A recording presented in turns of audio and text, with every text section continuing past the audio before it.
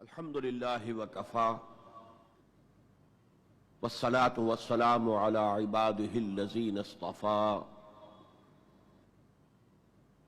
خصوصا علی افضلهم وخاتم النبیین محمد الامین وعلی آلہ وصحبہ اجمعین اما بعد فقد قال اللہ تبارک وتعالی کما ورد فی سورة النحل اعوذ باللہ من الشیطان الرجیم بسم اللہ الرحمن الرحیم ادع الى سبیل ربک بالحکمت والموعظۃ الحسنۃ وجادلہم باللتی ہی احسن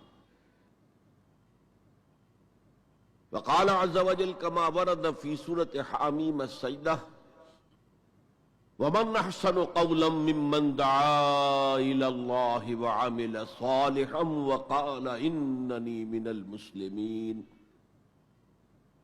ولا تستوي الحسنة ولا السيئة ادفع بالتي هي احسن فاذا الذي بينك وبينه عداوة كأنه ولي حميم وما يلقاها إلا الذين صبروا وما يلقاها إلا ذو حظ عظيم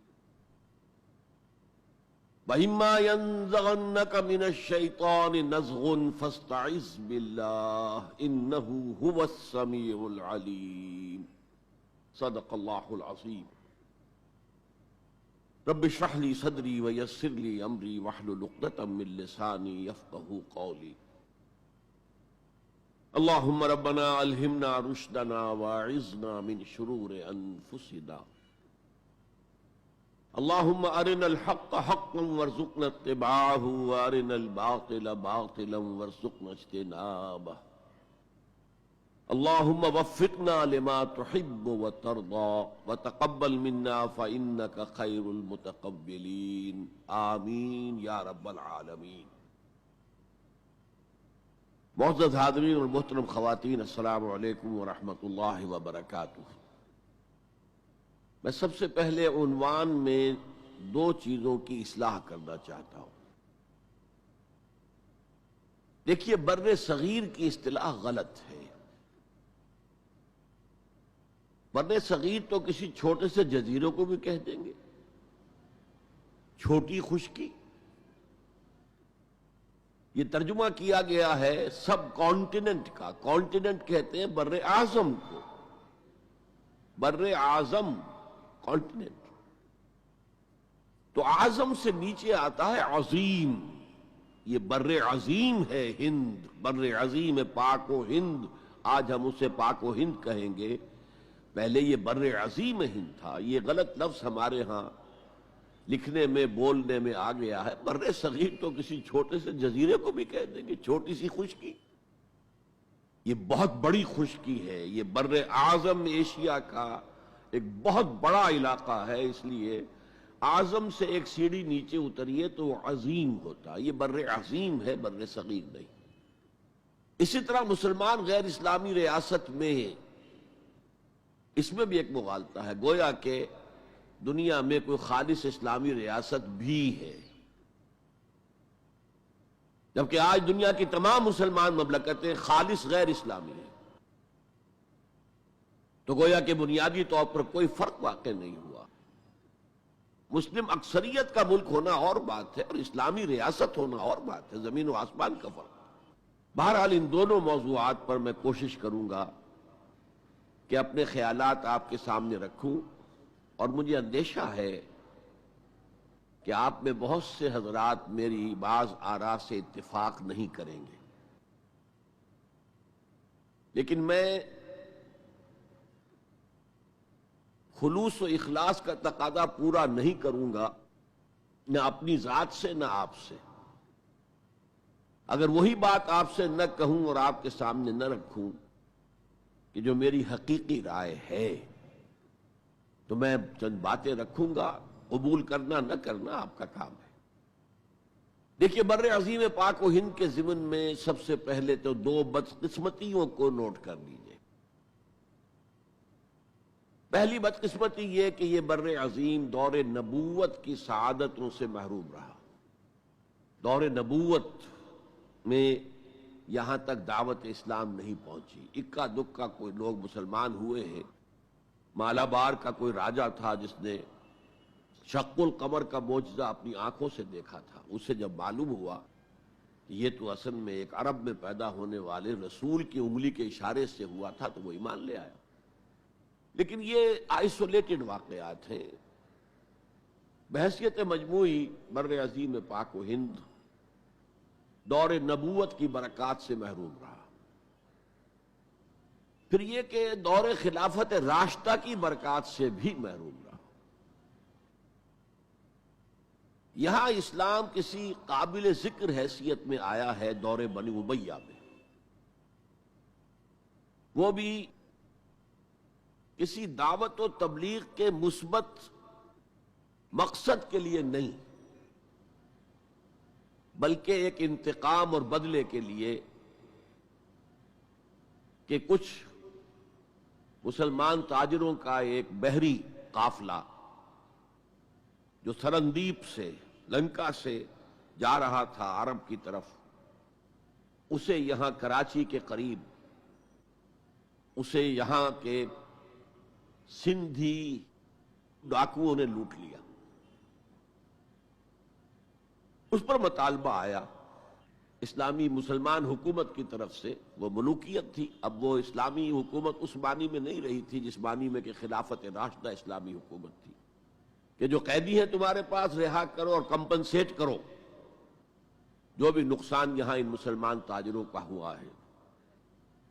جب اس کے جواب میں بالکل منفی رد عمل موصول ہوا تو پھر چڑھائی کا فیصلہ کیا گیا. گویا کہ یہ ایک سزا دینے کی ایک مہم تھی.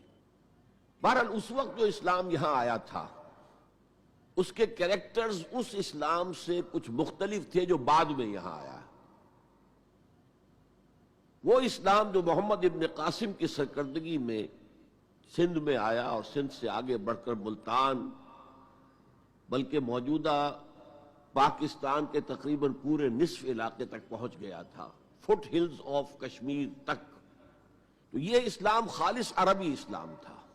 ملوکیت تو آ گئی تھی لیکن بدویت اور عربیت جو ہے اس کی چھاپ اس پر ابھی گہری تھی. اور اس اسلام میں نہ ابھی فرقے تھے، نہ مسلک تھے، نہ حنفی، نہ مالکی، نہ شافعی، نہ حنبلی. نہ عقائد کے بارے میں بحثیں شروع ہوئی تھیں، علم کلام کی بحثیں ہوئی تھیں. نہ ابھی یونانی فلسفے اور منطق کا حملہ ہوا تھا. ابھی کچھ نہیں تھا. سادہ اسلام. اسلام اپنی اصل سادگی پر برقرار تھا.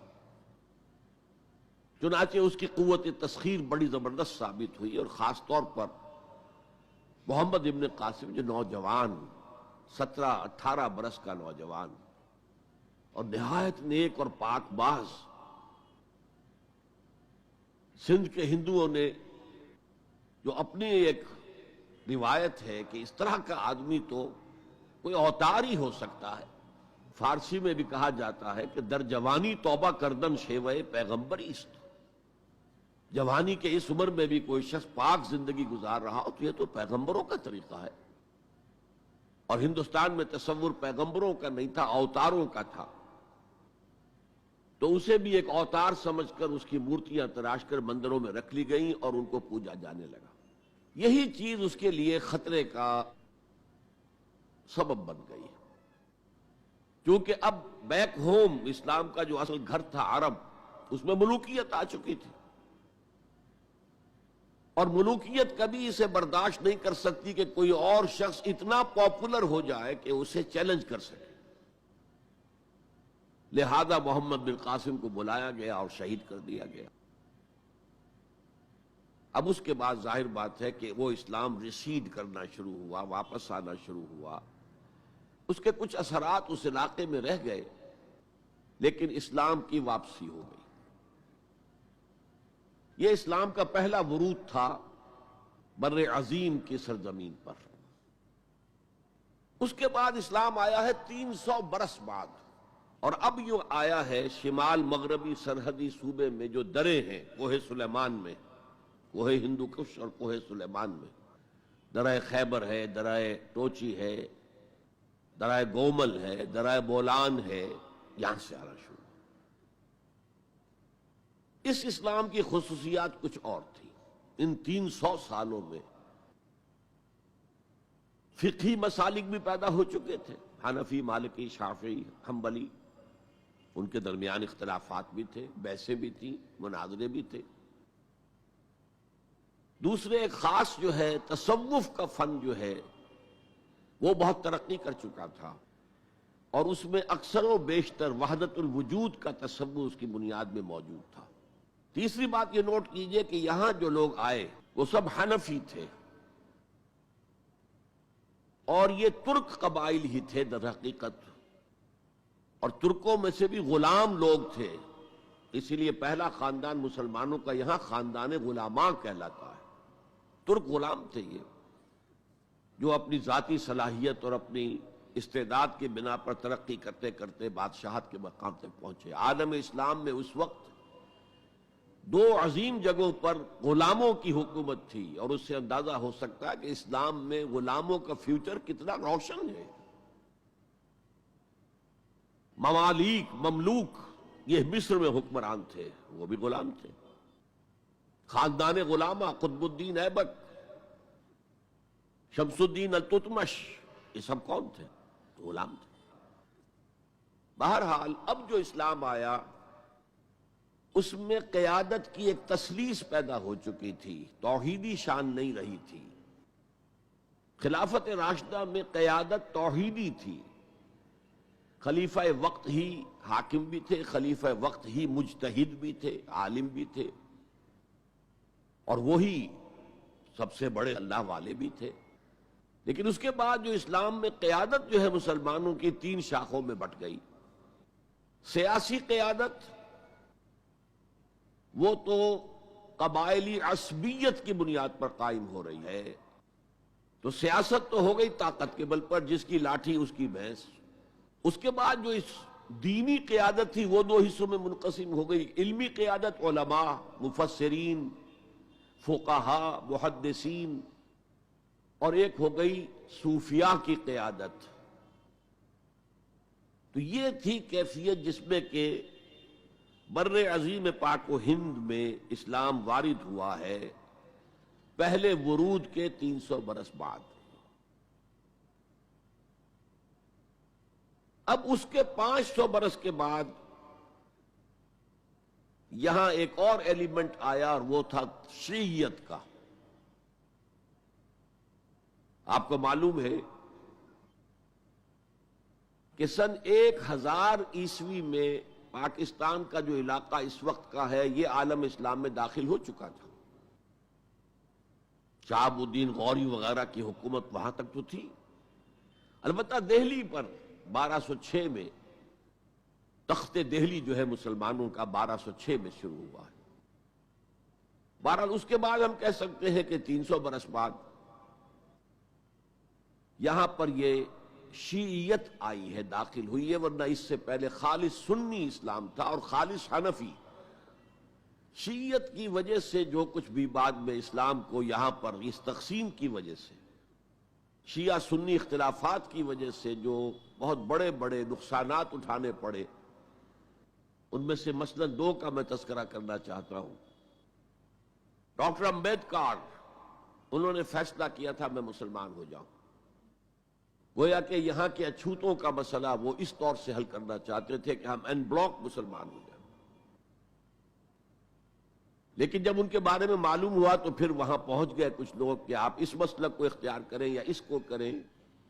وہ اسی حیث بحث میں پھر انہوں نے فیصلہ کیا کہ میں کوئی بھی نہیں اختیار کرتا، اگر کوئی ایک اسلام ہے ہی نہیں، اب میں ایک کو اختیار کرتا ہوں تو دوسرے سے میری مخاصمت ہو جائے گی، دوسرے کو اختیار کرتا ہوں تو پہلے سے ہو جائے گی۔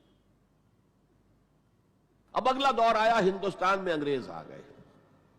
یہاں موجود بہت سے غیر مسلموں کو شاید میری باتیں اب کچھ ناگوار گزریں، لیکن کچھ حقائق ہیں جو تلخ ہیں لیکن حقائق ہیں، انہیں سمجھنا چاہیے۔ انگریزوں نے یہاں آ کر حکومت چھینی سی مسلمانوں سے بیشتر، ویسے تو یہ کہ ہندو راجے مہاراجا بھی تھے، لیکن بیشتر علاقوں میں تو مسلمان حاکم تھے، لہذا انہوں نے مسلمانوں کو دبانا بہت ضروری سمجھا، اس لیے کہ جو سابق حاکم ہو ان میں ایسپیریشنز پیدا ہوتی رہتی ہیں کہ ہم تھے یہاں کے حاکم، کیوں نہ واپس حاصل کریں. بغاوت کے ان کے اندر جراثیم مسلسل پروان چڑھتے ہیں. مسلمانوں کو دبایا اور ہندوؤں کو اٹھایا. کیوں؟ کہ ہندوؤں کے لیے معاملہ صرف چینج آف ماسٹرز کا تھا، کوئی بڑا حادثہ تو نہیں تھا. پہلے مسلمانوں کے غلام تھے، اب انگریزوں کے غلام ہو گئے. اور اس اعتبار سے انگریز نے بھی انہیں قریب کیا اور ہندوؤں نے بھی مغربی علوم اور مغربی سائنسز کو پڑھنے میں بڑی سبقت کی. بنگال میں انگریز آیا اور بنگال میں آپ کو معلوم ہے اکثر و بیشتر جو سائنسدان پیدا ہوئے جن کی کہ لکھی ہوئی ٹیکسٹ بکس جو ہے بہت عرصے تک استعمال ہوتی رہی ہندوستان میں، یہ کون تھے؟ چیٹرجی، بینرجی، سب کے سب بنگالی تھے. ایک اور بات یہ ہے کہ ہندو اپنے ماضی سے بہت دور آ چکے تھے. ان کا ماضی عظمت والا، آخر اشوک کا دور بہت عظمت کا، چندر گپت موریہ کا دور بہت عظمت کا، وکرمادیتیہ کا دور بہت عظمت کا تھا، لیکن وہ اب بہت پیچھے جا چکے تھے. تقریباً مسلمانوں کی آمد کی وجہ سے 1000 سال کا فصل واقع ہو چکا تھا. لہذا تہذیب و تمدن کے لیے بھی، جیسے کہ انہوں نے مسلمانوں کے زمانے میں فارسی پڑھی، فارسی پڑھتے تھے، کوڈ لینگویج فارسی ہے، جیسے کہ پھر بعد میں مسلمان اور ہندو اور سب نے انگریزی پڑھی. ملازمتیں ملیں گے تو انگریزی پڑھنے والوں کو ملیں گی، راستہ کیریئرز کا کھلے گا تو انگریزی پڑھنے والوں کا کھلے گا. اسی لیے کہاوت تھی ہندوستان میں، پڑھے فارسی اور بیچے تیل، دیکھو رے قسمت کے کھیل. اب فارسی پڑھ کے تو اسے کہیں حکومت کے اندر اہلکار ہونا چاہیے، اس کی حیثیت کچھ اور ہونی چاہیے. فارسی پڑھ کے اور تیل بیچنا. جبکہ مسلمانوں کا معاملہ یہ تھا کہ ان کی تو ابھی تہذیب اور تمدن، ان کی روایات ابھی تازہ تھی. لہذا جو غیر مسلم تھے یہاں کے، انہوں نے انگریزی علوم، انگریزی سائنس، انگریزی تہذیب، اس کو کھلے دل کے ساتھ خوش آمدید کہا. اور مسلمانوں میں ایک زبردست ڈویژن ہو گیا. بلکہ ابتدائی ری ایکشن تو بہت سخت تھا، یک طرفہ تھا. ہم نہ انگریزی پڑھیں گے، ہم نہ انگریزی علوم سیکھیں گے، نہ سائنس پڑھیں گے.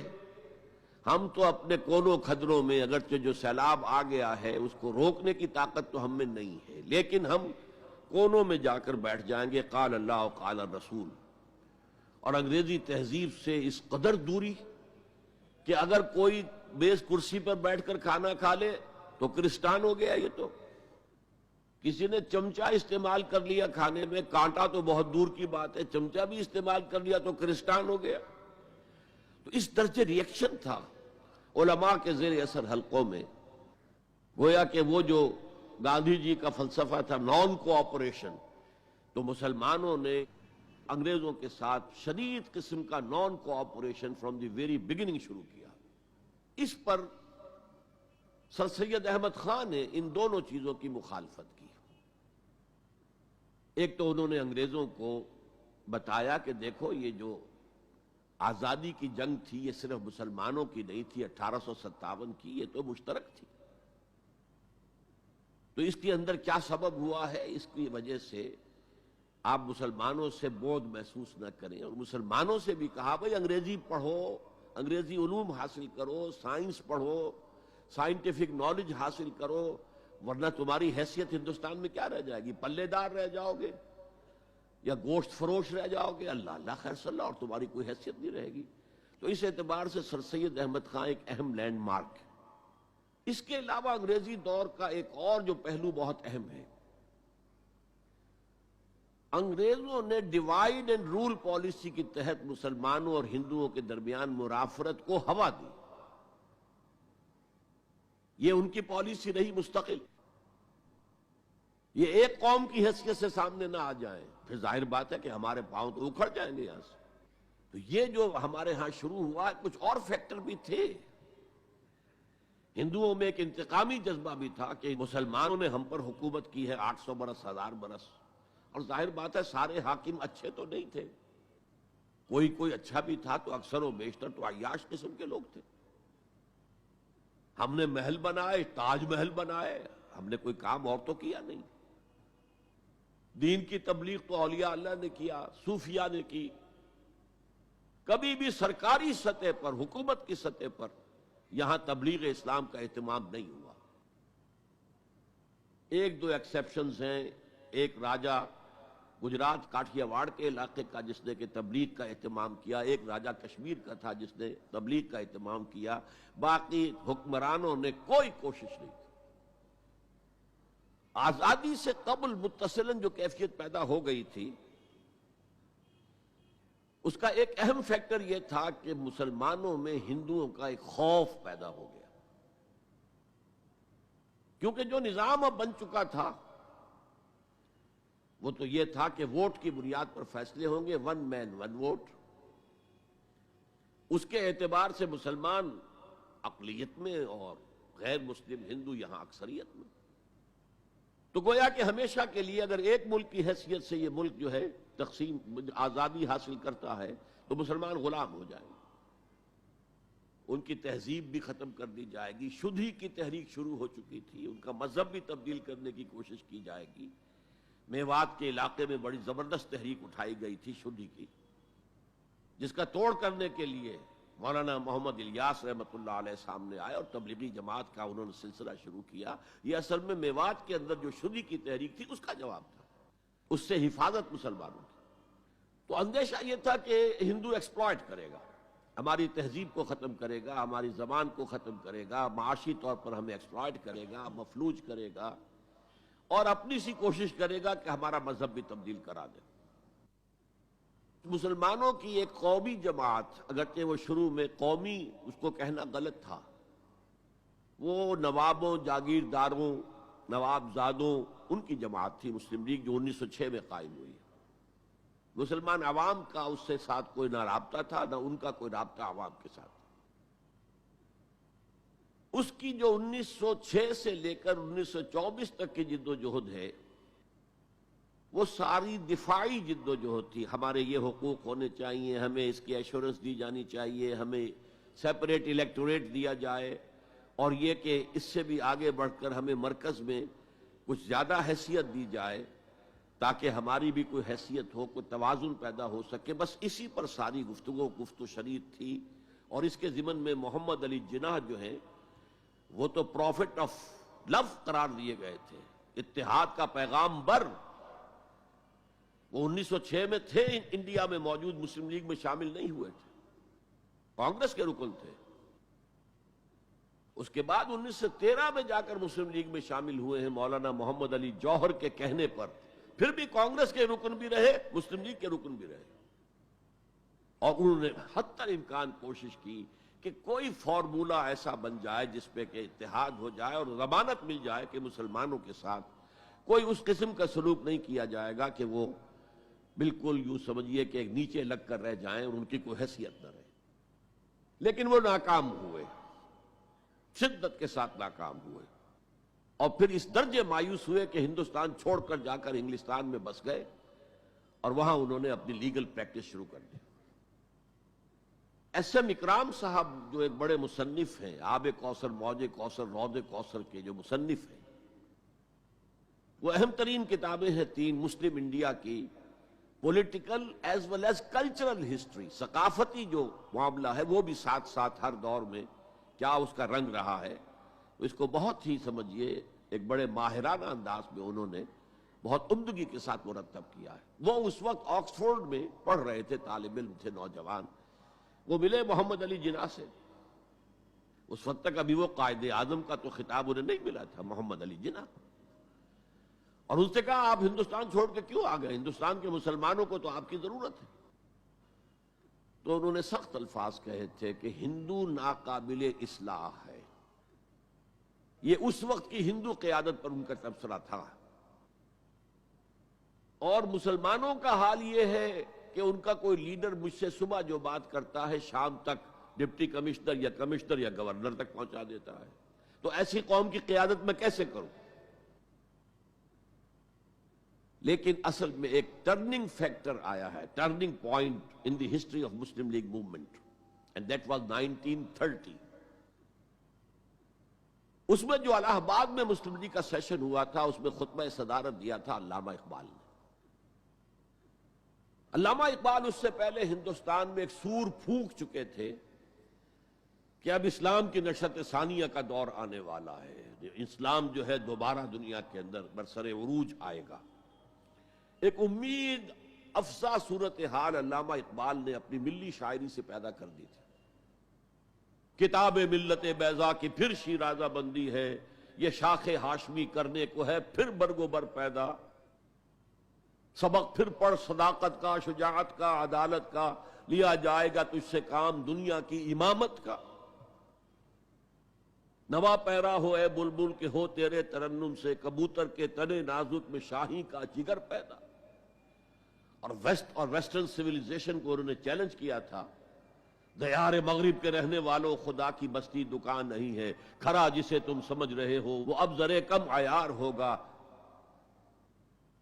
تمہاری تہذیب اپنے خنجر سے آپ ہی خودکشی کرے گی، جو شاخ نازک پہ آشیانہ بنے گا ناپائیدار ہوگا۔ کہ یہاں فرسٹ ورلڈ وار کے بعد جو عالم اسلام کی کیفیت ہوئی تھی، اس پر کس قدر یاس انگیز نا امیدی سے بھرا ہوا مرثیہ مولانا حالی نے لکھا تھا۔ قوم کی زبان اس وقت وہ تھے، قومی شاعر۔ قومی شاعر جو ہے قوم کی زبان ہوتا ہے۔ پستی کا کوئی حد سے گزر نہ دیکھے، اسلام کا گر کر نہ ابھر نہ دیکھے، مانے نہ کبھی مد ہے ہر جزر کے بعد دریا کا ہمارے جو اتر نہ دیکھے۔ اور آخر میں جو مناجات بحضور سرور کونین صلی اللہ علیہ وسلم، اے خاصہ اے خاصان رسول وقت دعا ہے، امت پہ تیری آ کے عجب وقت پڑا ہے، وہ دین جو بڑی شان سے نکلا تھا وطن سے پردیس میں وہ آج غریب الغربا ہے۔ اسی قسم کے مرثیے علامہ شبلی نے کہے، مولانا حمید الدین فراہی نے کہے، لیکن اقبال پہلا شاعر ہے جس نے کچھ مرثیے بھی کہے ہیں۔ جب انگلینڈ جاتے ہوئے وہ گزر رہے تھے سسلی، جزیرہ سسلی کے پاس سے جہاز گزر رہا تھا، تو دل میں ہوک اٹھی ہے، کبھی یہ مسلمان جہاز رانوں کا مرکز ہوتا تھا، بیس ہوتا تھا، رولے اب دل کھول کر اے دیدہ خونابہ بار، وہ نظر آتا ہے تہذیب حجازی کا مزار۔ تھا یہاں ہنگامہ ان صحرا نشینوں کا کبھی، بحر بازی گاہ تھا جن کے سفینوں کا کبھی۔ کہا ہے، مرثیہ بھی کہا، اقبال کے ہاں مرثیہ ہے، لیکن ساتھ ہی ایک امید افزا پیغام کہ اب دوبارہ نکل کے صحرا سے جس نے روما کی سلطنت کو الٹ دیا تھا، سنا ہے یہ قدسیوں سے میں نے، وہ شیر پھر ہوشیار ہوگا۔ یہ جو عوامی ایک فضا ان کی شاعری سے پیدا ہو چکی تھی، ملی شاعری سے، انہوں نے 1930 میں آ کر مسلم لیگ کی موومنٹ میں اس کا انجیکشن لگا دیا۔ اسی طرح چلتی ہوئی ایک تحریک تھی، 1906 سے آئی تھی، 24 برس ہو چکے تھے 1930 تک، اب اس میں ایک انجیکشن لگا دیا گیا، احیاء اسلام۔ اس خطبے میں علامہ نے ایک طرف مسلم قومیت کو بہت مستحکم کیا دلائل کے ساتھ، عمرانی دلائل، پولیٹیکل سائنس کے جو مستحکم اصول ہیں ان کی بنیاد پر، کہ مسلمان ایک علیحدہ قوم ہے۔ اور نمبر 2 انہوں نے کہا، اور یہ ایک پروفیسی تھی، ایک طرح کی مستقبل کے بارے میں ایک پیشن گوئی تھی، تجویز نہیں تھی۔ پارٹیشن آف انڈیا کی تجویز تو بہت بعد میں آئی ہے، 1940 میں، یہ 1930 کی بات میں کر رہا ہوں۔ تو انہوں نے کہا تھا، مجھے یقین ہے کہ یہ ڈیسٹنی ہے، تقدیر مبرم ہے، کہ ہندوستان کے شمال مغرب میں، شمال مشرق کا انہیں اس وقت احساس نہیں ہوا تھا، ایسٹ پاکستان کا جو اب بنگلہ دیش ہے ادھر ان کی نگاہ نہیں گئی تھی، ہندوستان کے شمال مغرب کے اندر ایک آزاد مسلمان ریاست قائم ہوگی، اور اگر ایسا ہو گیا تو ہمیں موقع مل جائے گا کہ دور ملوکیت میں، جس کے لیے لفظ بڑا ثقیل استعمال کیا انہوں نے، عرب امپیریلزم، یہ بنو امیہ، بنو عباس، یہ عرب امپیریلسٹ تھے، یہ عرب قوم کا امپیریلزم تھا، ان کی حکومت اسلام کی عکاسی کرنے والی نہیں تھی، اسلام کی عکاسی کرنے والی تو خلافت راشدہ تھی، ابو بکر تھے، عمر تھے، عثمان تھے، علی تھے رضی اللہ تعالی عنہ۔ تو دور ملوکیت میں یا دور عرب امپیریلزم میں جو داغ دھبے آ گئے ہیں اسلام کے چہرے پر، انہیں صاف کر کے اور صحیح اسلام کی ایک شکل دنیا کو دکھائیں، یہ انجیکشن ہے پازیٹیو مقصد کا۔ اس وقت تک، اس سے پہلے تک تحریک صرف ایک منفی جذبے پر چل رہی تھی، ہندو کا خوف، ہندو اکثریت کا خوف، ایکسپلائٹیشن کا اندیشہ، لیکن اب اسے ایک مثبت بنیاد مل گئی۔ 1932 میں قائد اعظم گئے انگلستان، لندن، گول میز کانفرنس میں۔ جناح صاحب اس میں شریک نہیں تھے، اس لیے کہ وہ تو ویسے ہی سیاست کا میدان چھوڑ چکے تھے۔ اس موقع پر پھر علامہ اقبال نے ملاقاتیں کی ہیں جناح صاحب سے، اور وہی انجیکشن ان کو بھی لگایا، اور انہیں پھر آمادہ کیا کہ آئیں واپس ہندوستان، اور اس انجیکشن کے حوالے سے مسلمانوں نے ہند کو منظم کرے اور جمع کرے۔ تو یہ پھر تحریک پاکستان جو ہے، چونکہ مسلمانوں کے جذبات کے ساتھ اس کی ہم آہنگی، معجزہ ہو گیا کہ مسلم مائنورٹی کے پروونسز نے کس طریقے سے یکجا اور یکسو ہو کر اس موومنٹ کو سپورٹ کیا، حالانکہ انہیں معلوم ہے کہ کسی بھی حساب سے ان کے تو پاکستان میں شامل ہونے کا کوئی امکان تھا ہی نہیں، بلکہ تحریک مسلم لیگ اصل میں مائنورٹی پروونسز کی تحریک تھی۔ جو صوبے بعد میں پاکستان میں شامل ہوئے ہیں، ان میں سرحد میں تو کانگریس کی حکومت تھی ٹل دی لاسٹ ڈیٹ، پنجاب میں یونینسٹ حکومت تھی ٹل دی لاسٹ ڈیٹ، صرف ایک سندھ تھا مغربی پاکستان میں کہ جو وہاں مسلم لیگ کی حکومت تھی۔ ہاں، بنگال میں مسلم لیگ کی حکومت تھی، اور بنگال ہی مولد ہے جہاں ولادت ہوئی ہے 1906 میں مسلم لیگ کی، اور طویل ترین عرصے تک مسلم لیگ کی حکومت وہاں رہی۔ اب بھی وہاں پر تحریکیں چلتی رہتی ہیں اینٹی پاکستان، 2 مرتبہ پاکستان نے ایئر فورس بھی استعمال کی ہے وہاں پر، یہ سب کچھ آپ کو معلوم ہے۔ بہرحال اس کے نتیجے میں ملک تقسیم ہو گیا، اور 2 قوموں کے درمیان جو نفرت اس دوران میں پیدا ہو گئی تھی، وہ ایک آتش فشاں کی طرح پھٹ پڑی۔ جو کچھ ہوا ہے پارٹیشن کے وقت، میں نے آپ کو بتایا تھا انگریزوں سے آزادی ہم نے حاصل کی، لیکن ہم نے نہ ایک انگریز کو مارا، نہ کسی انگریز نے ہم میں سے کسی کو مارا، لیکن جو آپس کی خوریزی ہوئی ہے، تاریخ انسانی کی عظیم ترین ٹرانسفر آف پاپولیشن، کروڑوں انسان ادھر سے ادھر، ادھر سے ادھر ہو گئے، اور پھر عظیم خوریزی، بربریت، وحشت۔ معلوم ہوتا کہ نفرت کی کوئی آگ اندر جل رہی تھی، بس اسے موقع چاہیے تھا کہ وہ بھر آئے۔ وہ میں کچھ نہ کچھ تجزیہ کر چکا ہوں کہ یہ نفرت جو ہے کچھ انڈیجینس بھی تھی، کچھ تھی، ان کے اندر ایک جذبہ انتقام تھا کہ ان مسلموں نے ہم پر حکومت کی اتنے عرصے، لیکن اس میں بڑا حصہ جو ہے وہ انگریز کی ڈیوائیڈ اینڈ رول پالیسی کا تھا، اور وہ جاتے جاتے ایک بون آف کنٹینشن بھی ڈال گیا کہ یہ دونوں اس پر لڑتے رہے تاکہ ہمارے خلاف کوئی جذبہ نفرت ان کے اندر نہ ابھرے۔ تو یہ انگریز کی پالیسی تو یقیناً بہت کامیاب تھی، لیکن وہ نفرت کا جو عالم اس وقت تھا، اس کو آپ اس وقت امیجن نہیں کر سکتے۔ وہ نوجوان جو پیدا ہی ہوئے بعد میں پارٹیشن کے بھی 20 25 30 سال بعد پیدا ہوئے، انہیں کیا اندازہ ہو سکتا ہے؟ قطعاً اندازہ نہیں ہو سکتا۔ کبھی کبھی ربط ہو جاتا ہے معاملہ، جیسے کہ کبھی کسی جگہ ہو گیا، کبھی کسی جگہ ہو گیا، ابھی حال ہی میں جو کچھ گجرات میں ہو گیا تھا وہ ہو جاتا ہے، لیکن یہ کہ کوئی ہندو اور مسلمانوں کے درمیان وہ دشمنی اور وہ معاملہ نہیں ہے، بلکہ بہت سے لوگ اس کو امیجن ہی نہیں کر سکتے کہ معاملہ کس حد تک پہنچ گیا۔ اس کے بعد ایک خیال یہ تھا ہندوستان میں کہ پاکستان جلدی ختم ہو جائے گا، اور اس کی کوششیں بھی کی گئیں۔ پاکستان کے حصے کا روپیہ روک لیا گیا، پاکستان کے حصے کے ہتھیار روک لیے گئے۔ پاکستان نے اس کو محسوس کیا کہ it's a threat to its existence, جس کے نتیجے میں، جس کے رد عمل میں وہ امریکہ کی جھولی میں جا گرا۔ It was a reaction. میں اسلامی جمعیت طلبہ کا ناظم اعلیٰ تھا 1953 میں۔ ہمارے وزیر اعظم اس وقت تھے خواجہ ناظم الدین، وہ لاہور کے دورے پر آئے تھے۔ میں طلبہ کا ایک وفد لے کر ان سے ملنے گیا۔ ایک تو اس زمانے میں وہ اینٹی قادیانی موومنٹ چل رہی تھی، اور اس میں بہت کچھ تو خون لاہور میں ہوا تھا، اس کے بارے میں میں نے کچھ باتیں کی، اور پھر میں نے ان سے کہا یہ میڈو اس بلا کا نام ہے، میڈو تھی اس وقت، مڈل ایسٹ ڈیفنس آرگنائزیشن، آپ کن بندھنوں میں ہمیں باندھ رہے ہیں؟ بہت ہی بھلے آدمی تھے۔ مجھے واقعہ یہ ہے کہ ایک ہی میری تو ملاقات ہے، لیکن اس شخص کی شرافت کا اور سادگی کا جو نقش قائم ہوا میرے دل پر، وہ آج تک موجود ہے۔ کہ دیکھیے دیکھیے دیکھیے دیکھیے یہ معاملہ جو ہے یہ حکومت کا ہے، یہ آپ نوجوان ہیں، طالب علم ہیں، آپ کا اس سے کوئی سروکار نہیں۔ میں ذرا نٹ کھٹ قسم کا تھا اس وقت بھی نوجوان، میں نے کہا جناب آپ ہمیں ان بندنوں میں باندھ کر آپ چلتے بنیں گے، ملک تو ہم نے سنبھالنا ہے بعد میں، we must know what you are doing. بس یہ کہنے پر اچھا اچھا اچھا اچھا، آگے کوئی جواب نہیں۔ دیکھیں الفاظ، 3 جملے ان کے سنا رہا ہوں، یہ پوری ہماری تاریخ کا لب لباب بنتا ہے۔ دیکھیے پنڈت جی تو نہیں چاہتے نا کہ پاکستان قائم رہے، پنڈت نہرو،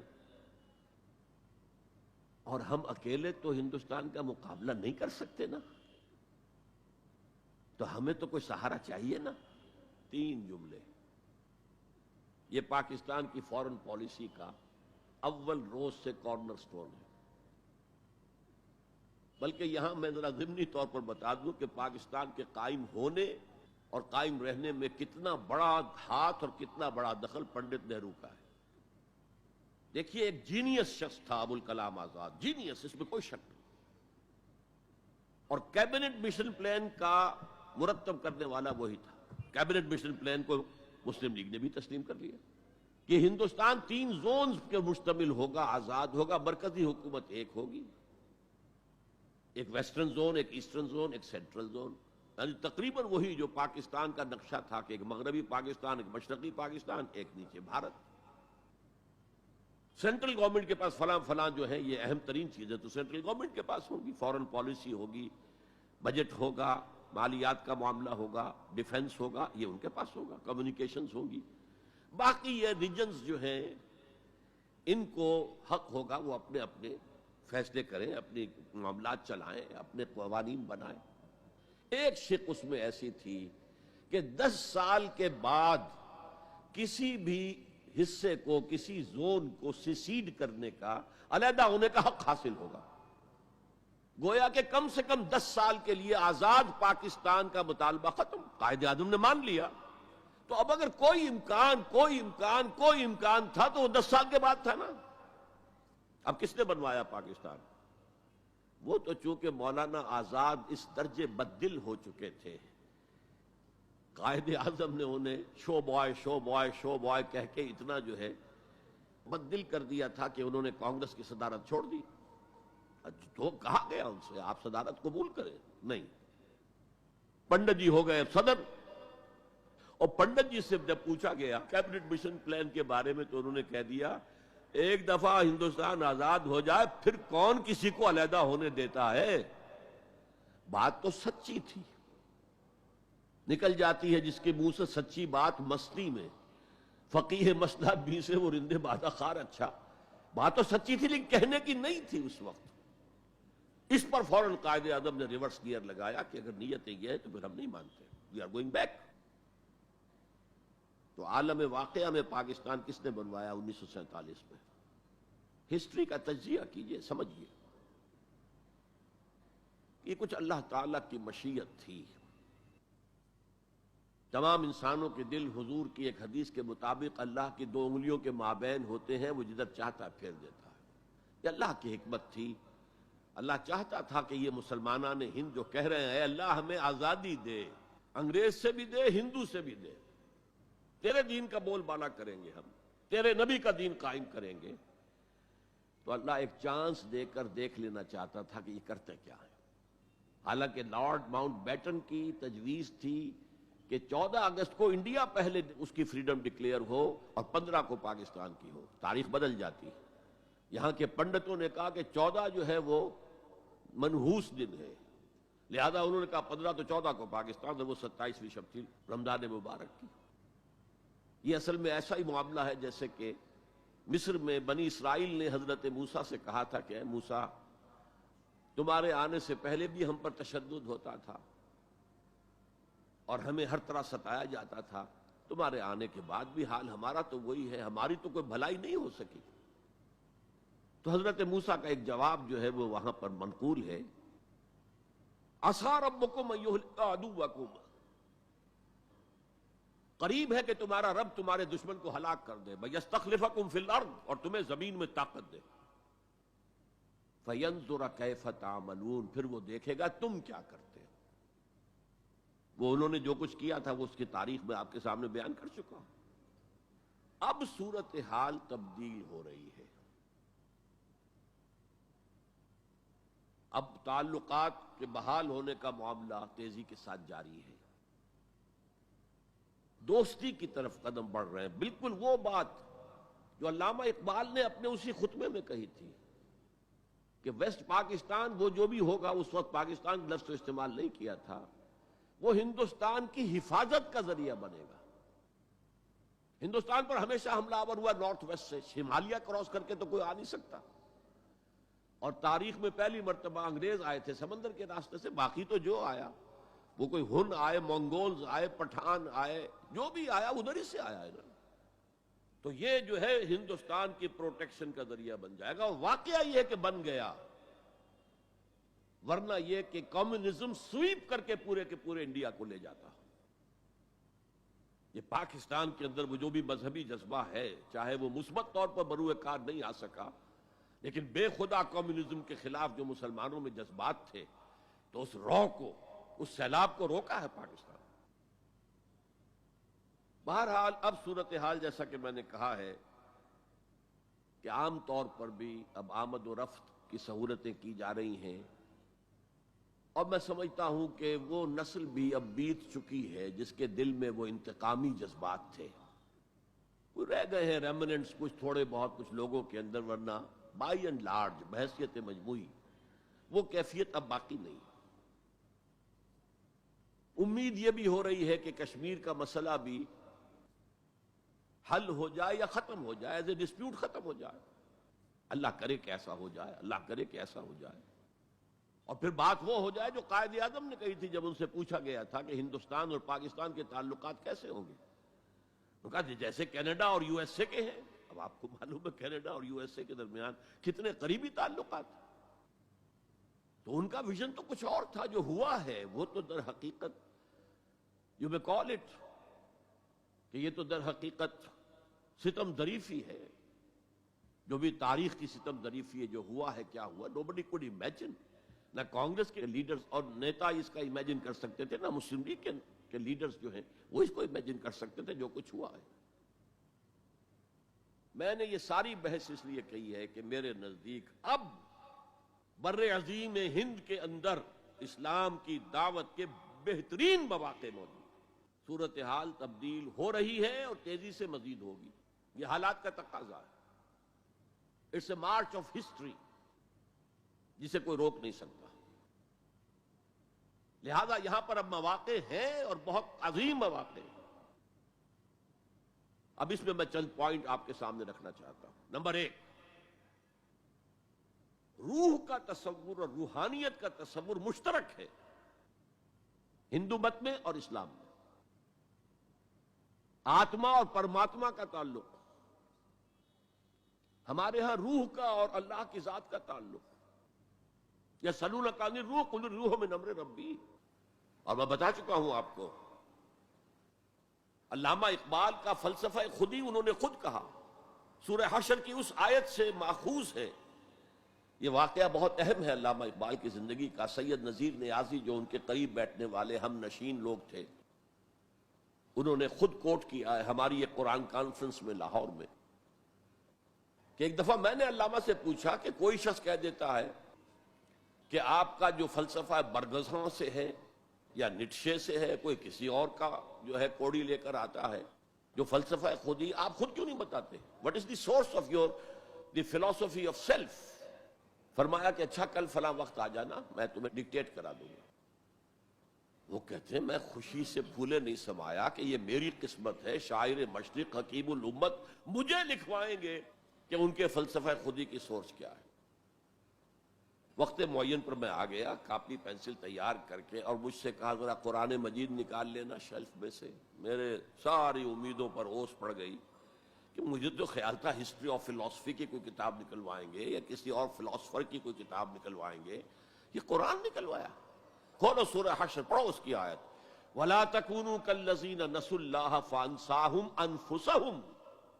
ان لوگوں کے مانند نہ ہو جانا جنہوں نے اللہ کو بھلا دیا تو اللہ نے انہیں اپنے آپ سے غافل کر دیا. یہ کون سا اپنا آپ ہے جس سے انسان غافل ہوتا ہے؟ کیا اپنے جسم کے تقاضوں سے غافل ہوتا ہے؟ جسم کو تو بڑا دھو کے اچھے سے اچھے صابن سے دھوئے گا اور جو ہے صاف کرے گا اور اچھے سے اچھی چیزیں اس میں لگائے گا، تیل لگائے گا اعلیٰ، اور سب کچھ کرے گا. ذرا سی تکلیف ہو جائے گی تو بھاگا جائے گا ڈاکٹر کے پاس. کس سے غافل ہے؟ اپنے حیوانی وجود سے غافل ہے کوئی؟ اس کے تقاضوں سے غافل ہے کوئی؟ یہ کوئی اور وجود ہے انسان کا جس سے وہ غافل ہو؟ وہ اس کا روحانی وجود ہے. اور یہی میں نے آپ کو بتایا تھا، اپنشد کا یہ جملہ میں پڑھ کر وجد میں آ گیا تھا. یہ بھی ایک اچھی بات ہے، آپ کو بتا دوں. ایک زمانے میں جبکہ امریکہ میں نے کہا تھا تھر تھر کانپ رہا تھا، جو سیلاب کمیونزم کا جا رہا تھا، پورے ایسٹرن یورپ کو کھا گیا تھا وہ نظام، اور ان کے پاس توڑ کوئی نہیں تھا. دنیا بھر کے غریبوں کے لیے ایک روشنی کا پیغام تھا، ایک امید کا پیغام تھا. ہیو ناٹس کے لیے ایک بڑی اپیل تھی. کہاں سے کہاں وہ پہنچ چکا تھا، لیٹن امریکہ پہنچ چکا تھا. کوئی انویژن تو نہیں ہوا تھا. It was the invasion of the philosophy, invasion of an ideology, Marxism. تو انگریز جب کانپ رہا تھا امریکہ، تو اس نے ملینز کی تعداد میں قرآن شائع کیا، انگریزی ترجمہ، دی گلوریس قرآن، مارمیڈیوک پکتھال کا ترجمہ، اور مسلمانوں میں تقسیم کیا. بابا تم اپنے قرآن کو پڑھو، دیکھو، اپنے دین کے ساتھ جم کر رہو، اس بے خدا جو ہے یہ نظام، اس کو ترک کرو، چھوڑو. اور ہندوؤں کے لیے گیتا میں نے پڑھی اس وقت، انگریزی ترجمہ. اپنشد کا ایک سلیکشن تھا، وہ میں نے پڑھا. یہ مڈ 50s کی بات ہے، بلکہ سو ٹو سے اٹ واز ارلی 50s. جبکہ ابھی میں میڈیکل کالج کا اسٹوڈنٹ تھا، میں نے اپنشد پڑھا، گیتا پڑھی. اپنشد کا صرف ایک سلیکشن تھا، گیتا پوری تھی.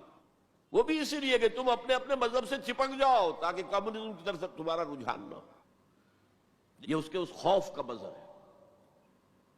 بہرحال اس کے مقابلے میں روح اور روحانیت، آتما اور پرماتما، یہ تصورات جو ہے ایمبیڈڈ ہیں. آپ اگر وہ جملہ سنیں، میں نے پہلے بھی سنایا ہے اپنشد کا، جو بالکل معلوم ہوتا ہے اس آیت کی ترجمانی ہے. Man in his ignorance identifies himself with the material sheets which encompasses real self. اس کی اصل خودی، اصل انا تو اندر کی ایک حقیقت ہے. اس کے گرد یہ گوشت پوشت کا کور چڑھا دیا گیا ہے. انسان اس کو سمجھتا ہے یہ میں ہوں، یہ میں نہیں ہوں. میں تو وہ خودی ہوں، وہ انا ہوں، وہ ایگو ہوں، وہ آتما ہوں جو اس شریر کے اندر ہے. یہ تصور جس قدر اسٹرانگ ہے ہندو مت کے اندر، انہیرنٹ ہے اسلام میں بھی، اور آج کی دنیا اسی کے خلاف تو جا رہی ہے. The world is world of matter only, what is beyond matter we don't care. Because وہ ہماری جو ہے حواس خمسہ کی گرفت میں آتا ہی نہیں. ہم اس کو کیسے اسٹڈی کریں؟ ہم تو چیزوں کو دیکھتے ہیں، سنتے ہیں، چکھتے ہیں، چھوتے ہیں، سونگھتے ہیں، نتیجے نکالتے ہیں. تو یہ دنیا ورلڈ آف میٹر تو جو ہے ہمارا میدان ہے انکوائری کا، تفتیش کا، تحقیق کا. لیکن یہ کہ وہ ماورائے مادہ، ماورائے طبیعت، میٹا فزکس، اس سے ہمیں کوئی دلچسپی نہیں ہے. خدا یا نہیں ہے، ہوگا. یہ کائنات تو ہے نا. روح کوئی ہے یا نہیں ہے کس نے دیکھی؟ جسم تو ہے نا. آخرت کوئی ہے یا نہیں ہے؟ یہ دنیا تو ہے نا. تو جو ہے، جو واقعہ ہے، جو ریئلزم اسی کا نام ہے، جو ریئل ہے، اس تک اپنی توجہ محدود رکھو. جو مذہب کے ایسنس کے خلاف ہے، اس مذہب میں ہندو مت اور اسلام مشترک. وہ ایسنس آف مذہب، روح اور روحانیت.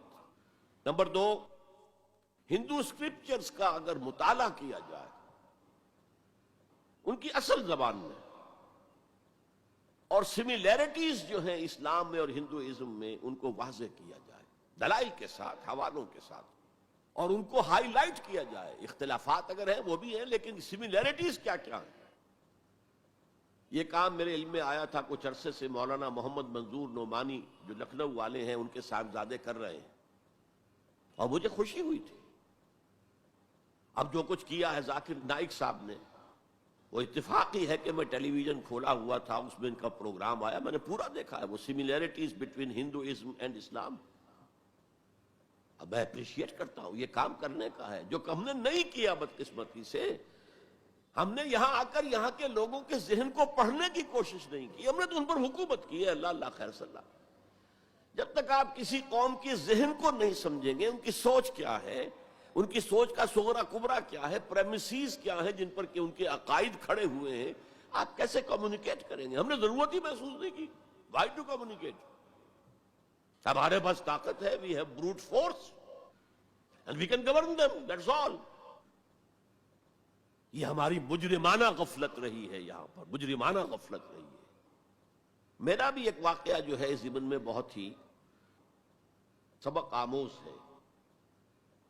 آج سے 13 سال قبل میں ہندوستان جب آیا تھا 1991 میں، تو میں لکھنؤ بھی گیا تھا.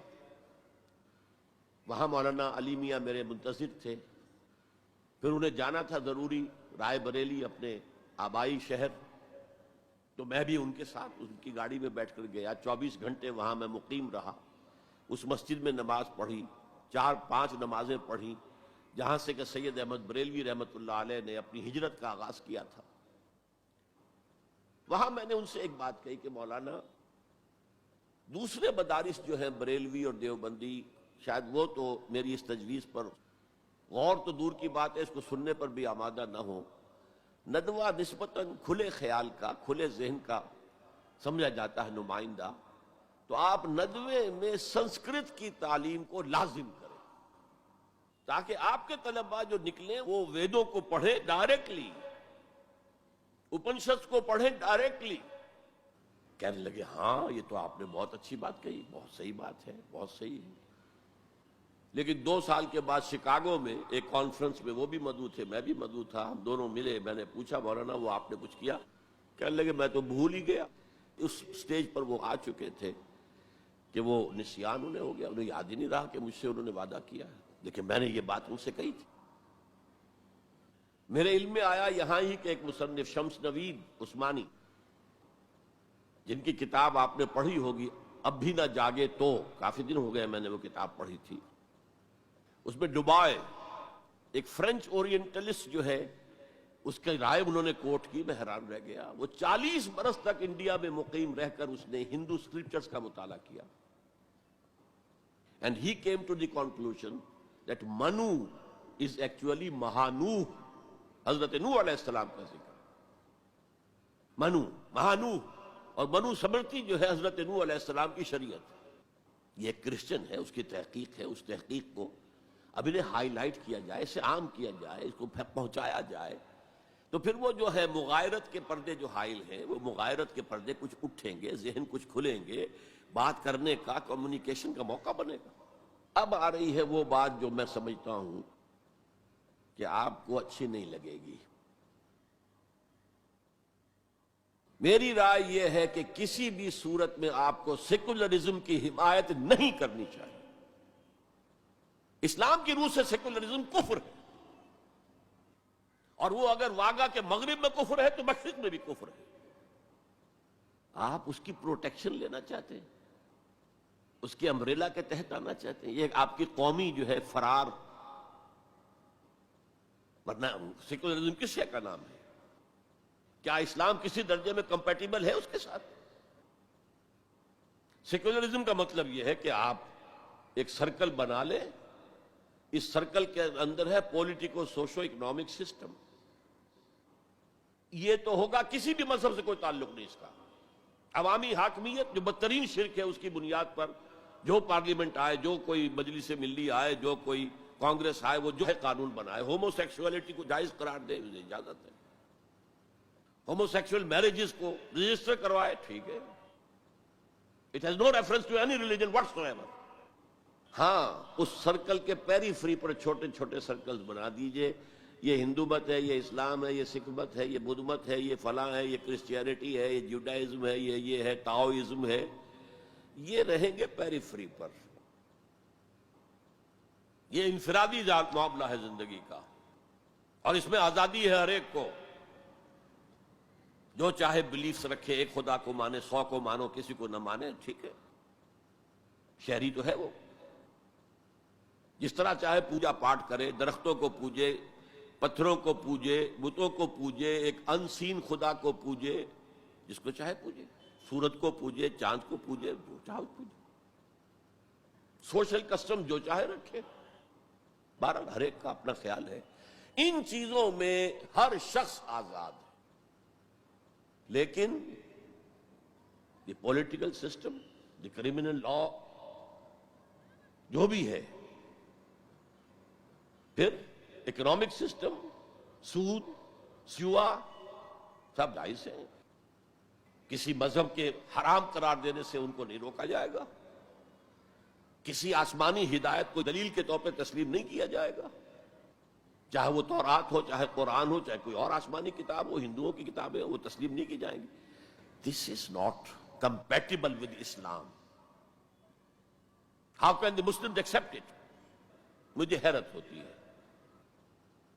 میری یہ بات میں جانتا ہوں یہاں کسی کی سمجھ میں نہیں آئے گی، لیکن یہ کہ بہرحال جیسا کہ میں نے شروع میں کہا تھا، اگرچہ قول تو وہ فرعون کا ہے، لیکن قرآن میں نقل ہوا، قرآن کی آیت ہے، ما اریکم الا ما ارا، میں آپ کو وہی کچھ دکھا سکتا ہوں جو میں خود دیکھتا ہوں، ورنہ میں سنسیئر نہیں ہوں، neither to myself nor to you.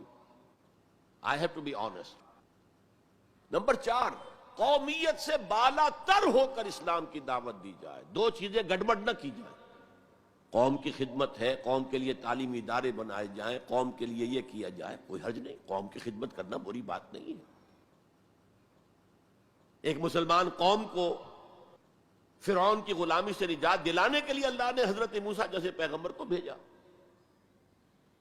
جنہوں نے جاتے ہی اول وہلے میں پہلی ملاقات فرعون سے ہوئی ہے تو مطالبہ کر دیا، نرسل معنا بنی اسرائیل، ہمارے ساتھ بنی اسرائیل کو یہاں سے جانے دو، ولا تعذبہم، ان پر سختی نہ کرو، ٹارچر نہ کرو، ان پر تشدد نہ کرے، ان پر سیکیوٹ نہ کرو.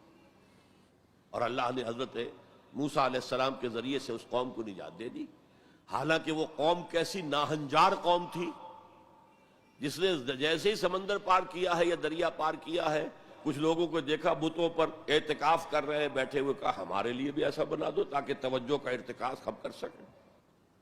حضرت موسیٰ نے ڈانٹا، اللہ نے تمہیں کتنی عظمت عطا کی ہے، جو شرک کی دلدلوں سے، کیچڑ سے تمہیں نکالا ہے، اور تم چاہتے ہو دوبارہ اسی کے اندر پھنس جانا. وہی ہیں جو قدم قدم پر جھگڑتے تھے حضرت موسیٰ سے، تم نے مروا دیا ہمیں لا کے یہاں صحرا میں، اس سے تو وہاں بہتر تھے ہم، کھانے پینے کو تو ملتا تھا نا. بہرحال اللہ نے من و سلوہ اتار دیا، ایک چٹان سے 12 چشمے جو ہیں وہ برآمد کر دیے، کھاؤ پیو. اور پھر وہ اتنی ناہنجار قوم تھی کہ جب قتال کی بات کہی گئی کہ اب تلوار ہاتھ میں لو اور داخل ہو جاؤ فلسطین کی زمین میں، کوڑا جواب، فَاذْهَبْ أَنْتَ وَرَبُّكَ فَقَاتِلَا إِنَّا هَاهُنَا قَاعِدُونَ، ہم تو یہاں بیٹھے ہیں، ٹس سے مس نہیں ہوں گے، جاؤ تم جاؤ، تمہارا رب، فَاذْهَبْ أَنْتَ وَرَبُّكَ فَقَاتِلَا إِنَّا هَاهُنَا قَاعِدُونَ. یہ معاملہ جو ہے قومی خدمت بری شے نہیں ہے، لیکن کچھ لوگ ایسے ہونے چاہیے کہ جو اس قومی تصورات سے بلند تر ہو کر انسانی سطح پر اسلام کی دعوت دیں. وہ جو ہم پڑھ چکے ہیں، وَلْتَكُن مِّنكُمْ أُمَّةٌ يَدْعُونَ إِلَى الْخَيْرِ وَيَأْمُرُونَ بِالْمَعْرُوفِ وَيَنْهَوْنَ عَنِ الْمُنكَرِ وَأُولَٰئِكَ هُمُ الْمُفْلِحُونَ. تم میں سے ایک جماعت ایسی ہونی چاہیے، ایسی وجود میں آنی چاہیے جس کے صرف 3 کام ہوں، دعوت الی الخیر، دعوت الی القرآن، اور وہ دعوت بھی 3 لیول پر، بالحکمت والموعظۃ الحسنۃ وجادلہم باللتی احسن، اور نیکی کا حکم دو، بدی سے روکو. اور صرف وہی لوگ فلاح پانے والے ہیں جو یہ کام کریں گے. دی گریٹر مسلم امہ جو اپنا مقصد بھول چکی کہ ہمیں اس کے لیے برپا کیا گیا تھا، ان سے فلاح کا وعدہ نہیں ہے. اولئک هم المفلحون، حسر کا انداز ہے، اسلوب ہے، صرف وہی لوگ ہوں گے جو فلاح پائیں گے. اس لیول پر ضرورت ہے ایک جماعت کی، اور اس کے ضمن میں سب سے زیادہ اہمیت ہوگی اسلام کے سسٹم آف سوشل جسٹس کو ایمفیسائز کرنے کی. So emphasize the system of social justice. یہ ہے اسلام جو پیغام دیتا ہے. یہ کسی قوم کے لیے نہیں ہے، پوری نوع انسانی کے لیے ہے. انسان کو آزادی دیتا ہے. میں بتا رہا تھا کہ وہ جو تلوار ہے، جو میں اس کو مثال دیا کرتا ہوں، یہ ایسی چکی ہے جو ایک طرف آٹا پھینکتی ہے، ایک طرف پھینکتی ہی نہیں. ادھر آٹے کے ڈھیر لگ رہا ہے، ادھر آٹا ہے ہی نہیں. تو اب کیا ہوا؟ تلوار نے ادھر کاٹا، عیاشی، بدماشی، فضول خرچی، نمود و نمائش پہ پیسہ خرچ کرنا، جس سے آگ لگ جائے ہیو ناٹس کے دلوں کے اندر. پھر ان میں محبت پیدا ہوگی آپ کے لیے، یا نفرت پیدا ہوگی، عداوت پیدا ہوگی، بغض پیدا ہوگا. اور دوسری طرف جو بھوکے ہیں وہ حیوانوں کی سطح پر آ جائیں گے. وہ گویا کہ بیسٹ آف برڈن، وہ انسان نہیں رہتے. They are at a lower level than the human beings. They become like animals. اور حدیث نبوی ہے کہ قاد الفقر ان یکون کفرا.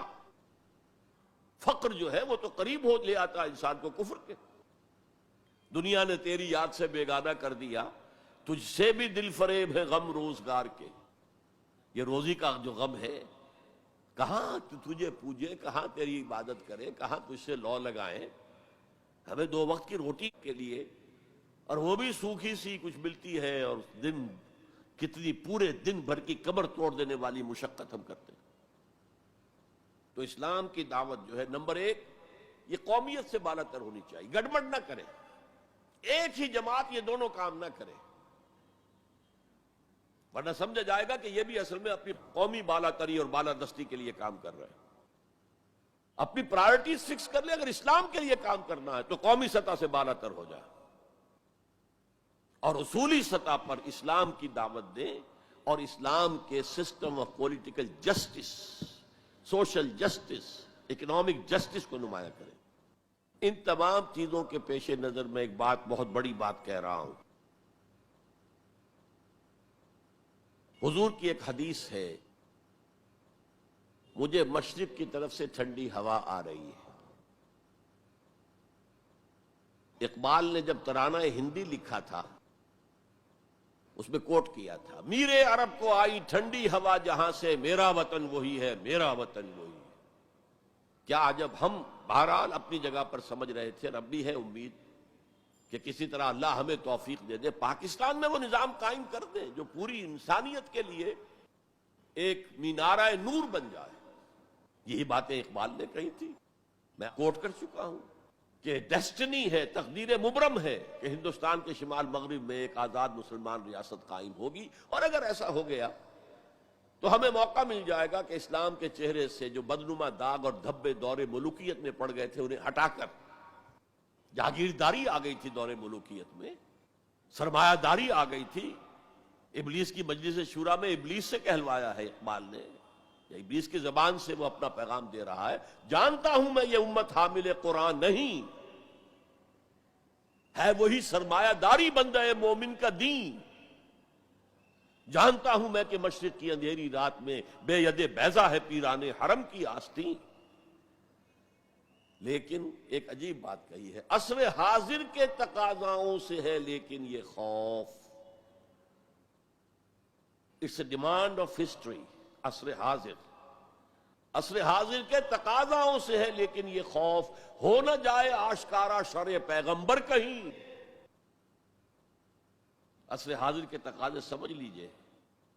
کیپٹلزم کے رد عمل میں کمیونزم پیدا ہوا تھا، اب کمیونزم مر گیا ہے، اب کیپٹلزم بغلے بجا رہا ہے. ثابت ہو گیا کہ ہمارا نظام liberal secular democracy and capitalism based on free market and interest and every thing, یہ بہترین نظام ہے، اس سے بہتر کوئی نظام نہیں ہے. دیکھ لو وہ مرا پڑا ہوا کمیونزم، اس کی قبر بن گئی ہے. جس پر کہ پھر ہنٹنگٹن نے کہا نہیں میرا بھائی، اسے غلطی لگ رہی ہے فوکویاما کو، ابھی کلیش آف سیویلائزیشنز ہونا ہے، ہوگا. بہرحال یہ جو نوید تھی کہ آئے گی ٹھنڈی ہوا، ایک خیال یہ ہے، اب بھی ہے، شاید حالات جس نہج پر جا رہے ہیں، شاید پاکستان اور افغانستان مل کر وہ جگہ بن جائیں کہ جہاں پر اسلام کا نظام پورا کا پورا دی پولیٹیکو سوشو اکنامک سسٹم نافذ کر دیا جائے. فیکٹس آن دی گراؤنڈز کے اعتبار سے کوئی آثار نہیں ہے، لیکن there can be some divine, کوئی ایسا شکل پیدا ہو جائے اللہ کی طرف سے. میں اس سے مایوس نہیں ہوں، ابھی بالکل مایوس نہیں ہوں، اگرچہ تاحال ہم فیل ہو گئے اس میں. ہم تو وہی نظام جو انگریز چھوڑ کر گیا تھا جو کا تو لے کر جا رہے ہیں. آپ بہت بہتر اس سے رہے اس اعتبار سے کہ آپ نے جاگیرداری کو تو ختم کر دی. ہمارے ہاں تو جاگیردار مسلط ہے، اور جہاں جاگیردار مسلط ہوگا اور 70% آبادی جو ہے وہ دیہی ہے، گاؤں کی ہے، جاگیرداروں کے انگوٹھے تلے ہے، وہاں سیاست کیا ہوگی؟ سیاست جو ہے وہاں پر it's the musical chair game of the jagirdars and lords, اور کچھ بھی نہیں. بہرحال اللہ کرے کہ یہ اس بر عظیم سے، پاکستان بھی آخر اسی بر عظیم کا ایک حصہ تھا، بھارت اسی بر عظیم کا حصہ ہے، بنگلہ دیش اسی بر عظیم کا حصہ ہے. میں وہاں بھی گیا تھا تو میں نے کہا تھا کہ آپ یہاں نظام خلافت قائم کریں. وہاں خلافت اندولن ایک بڑی تحریک بھی اٹھی تھی. حافظ جی حضور کا نام آپ نے سنا ہوگا، بہت بڑے پیر تھے وہاں کے، جنہوں نے ایک موومنٹ شروع کی تھی کہ خلافت کا نظام قائم کیا جائے. لیکن یہ ہے کہ کیا عجب کہ ہندوستان کی قسمت میں ہوئی. شمس نوید عثمانی صاحب نے جو بات کہی ہے وہ قابل غور یقیناً ہے. اگرچہ مجھے پڑھے ہوئے اس کتاب کو بہت دن ہو گئے ہیں، لیکن مجھے امید ہے کہ جو بات میں کہنے چلا ہوں وہ ان کی طرف غلط منسوب نہیں ہوگی. لفظی طور پر کوئی غلطی ہو سکتی ہے. انہوں نے یہ لکھا تھا کہ امت مسلمہ کی قیادت پہلے ملی ہے سامی النسل لوگوں کو. یہ میں آپ کو بتا چکا ہوں. First rise of the Muslim امہ، then the first fall of the Muslim Ummah, then the second rise of Muslim Ummah, then the second fall of Muslim Ummah, just as the first rise of Bani Israel, and then the first fall, and then the second rise, and then the second fall. The first rise of the Muslim Ummah was under the leadership of the Arabs. Who are these Arabs? Sami, Semitic. اگرچہ Europe میں Semitic کا لفظ استعمال ہوتا ہے یہودیوں کے لیے صرف، وہ بھی سامی ہیں، عرب بھی سامی النسل ہے. جب صلح کرائی تھی اور بغل گیر کروایا تھا کلنٹن نے شاہ حسین کو، اور اس وقت شامیر تھا یا کون تھا جو بھی وزیر تھا اسرائیل کا، بغل گیر ہو گئے، تو اس نے کہا تھا یو آر کزنس، بھائی تم ایک ہی باپ کے بیٹے ہو نا. یہ عرب اسماعیل کے بیٹے ہیں، ان کی اولاد ہیں، اور جو جیوز ہیں وہ حضرت اسحاق کی اولاد ہیں. حضرت اسحاق کے بیٹے حضرت یعقوب، ان کے 12 بیٹے، ان سے 12 نسلیں، 12 قبیلے جو ہیں بنی اسرائیل کے. تو یو آر کزنس.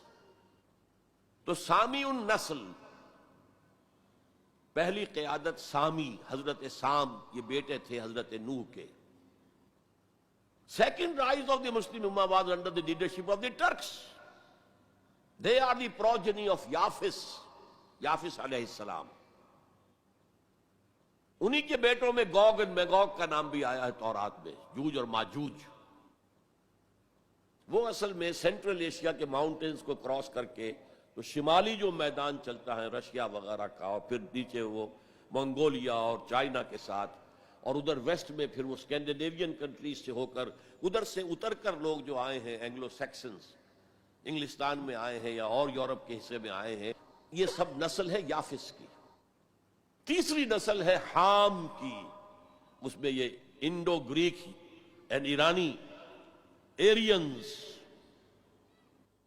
سب سے بڑی تعداد ان ایرینز کی کہاں ہے؟ یہ حام کی نسل سے ہیں.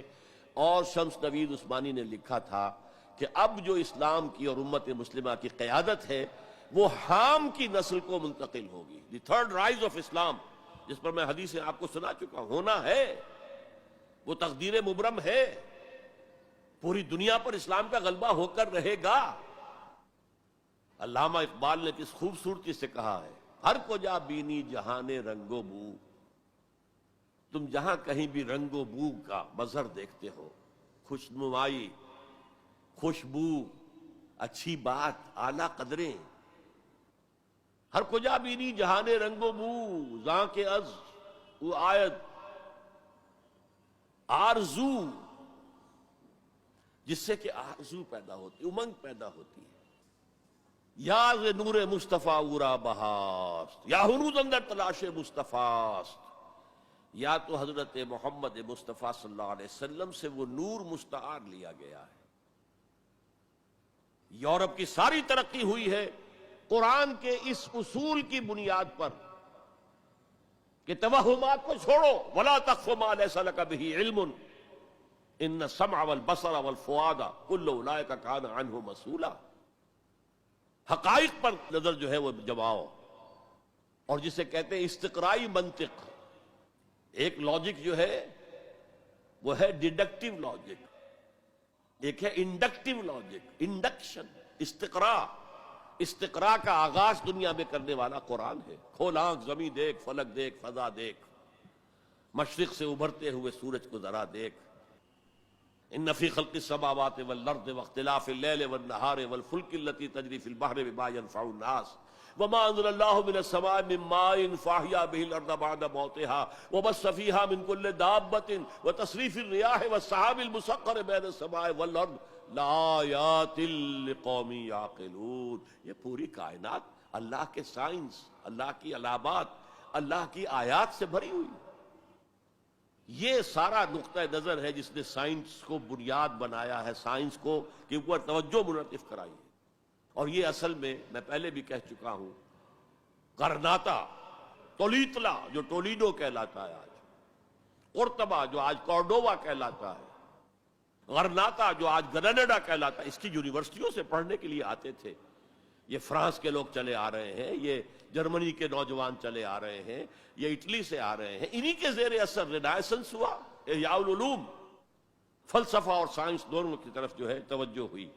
اور انہی کے زیر اثر اصلاح مذہب، ریفارمیشن، جسے کہ یہودیوں نے ایک خاص ٹرم دے دیا. یہ ایک علیحدہ موضوع ہے، اس وقت میری گفتگو کا موضوع یہ نہیں ہے. بہرحال ہو سکتا ہے کہ ہندوستان ہی وہ جگہ بن جائے. یہ ہے وہ 5 نکات جس کی بنا پر میں کہتا ہوں کہ اس وقت ہندوستان میں، بھارت میں اور بر عظیم پاک و ہند میں اسلام کی دعوت کے امکانات بہت وسیع ہیں. ہم فائدہ نہ اٹھائیں یہ ہمارا جرم ہوگا، اللہ کے ہاں ہم اکاؤنٹیبل ہوں گے. اب آج کے موضوع کے دوسرے حصے پر آئیے.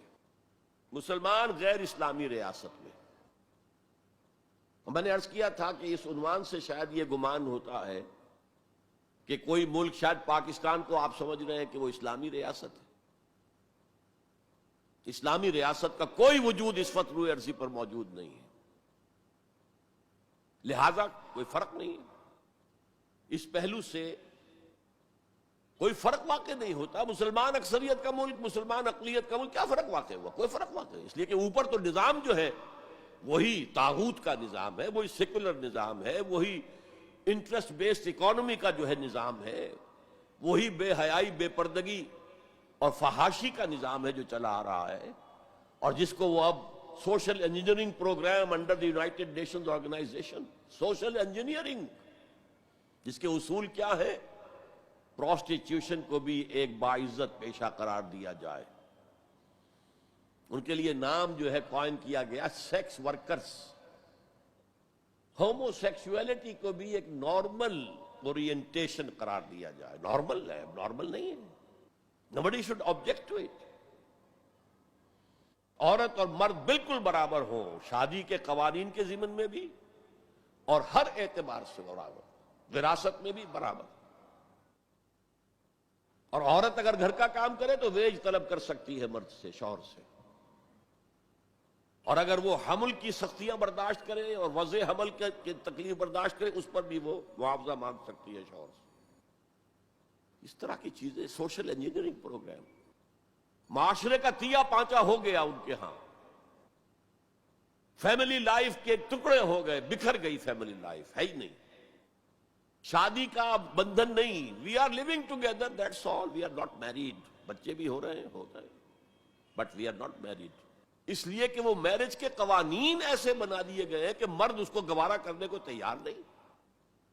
آپ نے کسی سے میرج کی اور کچھ دنوں کے بعد آپ کی اس کے ساتھ نہیں بنی، طلاق دیں گے. आधी पूरी प्रॉपर्टी, पूरा अपना सरमाया आधा देना पड़ेगा। कौन मर्द इसके लिए तैयार हो? खामखा काय को? औरत को तो मर्द की जरूरत है कि नहीं है? वो रहेगी मेरे साथ। We are living together, we are not married. ये है जो इकबाल ने बात कही थी, वो 100% पूरी हो चुकी है। तहजीब खत्म हो चुकी है, तहजीब संडास बन चुकी है। मगरबी तहजीब, तुम्हारी तहजीब अपने खंजर से आप ही खुदकुशी करेगी। जो शाख नाजुक पे आशियाना बनेगा ना पायदार होगा। अब आपने सुना होगा बुश साहब वास कहते हैं शादी करो शादी करो शादी करो। अब वहां ये वास कहना पड़ता है शादी करो, मैरिज के कॉन्ट्रैक्ट के अंदर बंधो। बहरहाल इस वक्त का सारा आलम इंसानी बशमूल आलम इस्लामी के तागूत की गिरफ्त में है। और ये तागूत असल में दज्जालियत है। दजल फरेब को कहते हैं। अल्लाह की जात के ऊपर इस कायनात का पर्दा आ गया है। हम इस कायनात को पूज रहे हैं, कायनात को पढ़ रहे हैं, सीख रहे हैं, समझ रहे हैं, खुदा को भूल गए। हयात उखरवी पर हयात दुनियावी ने पर्दा डाल दिया है। दजल असल जिंदगी वो है, उसे भूल गए हैं और इस जिंदगी में मगन है, गुम है। काफिर की ये पहचान के आफाक में गुम है और मोमिन की ये पहचान के गुम उसमें है आफाक।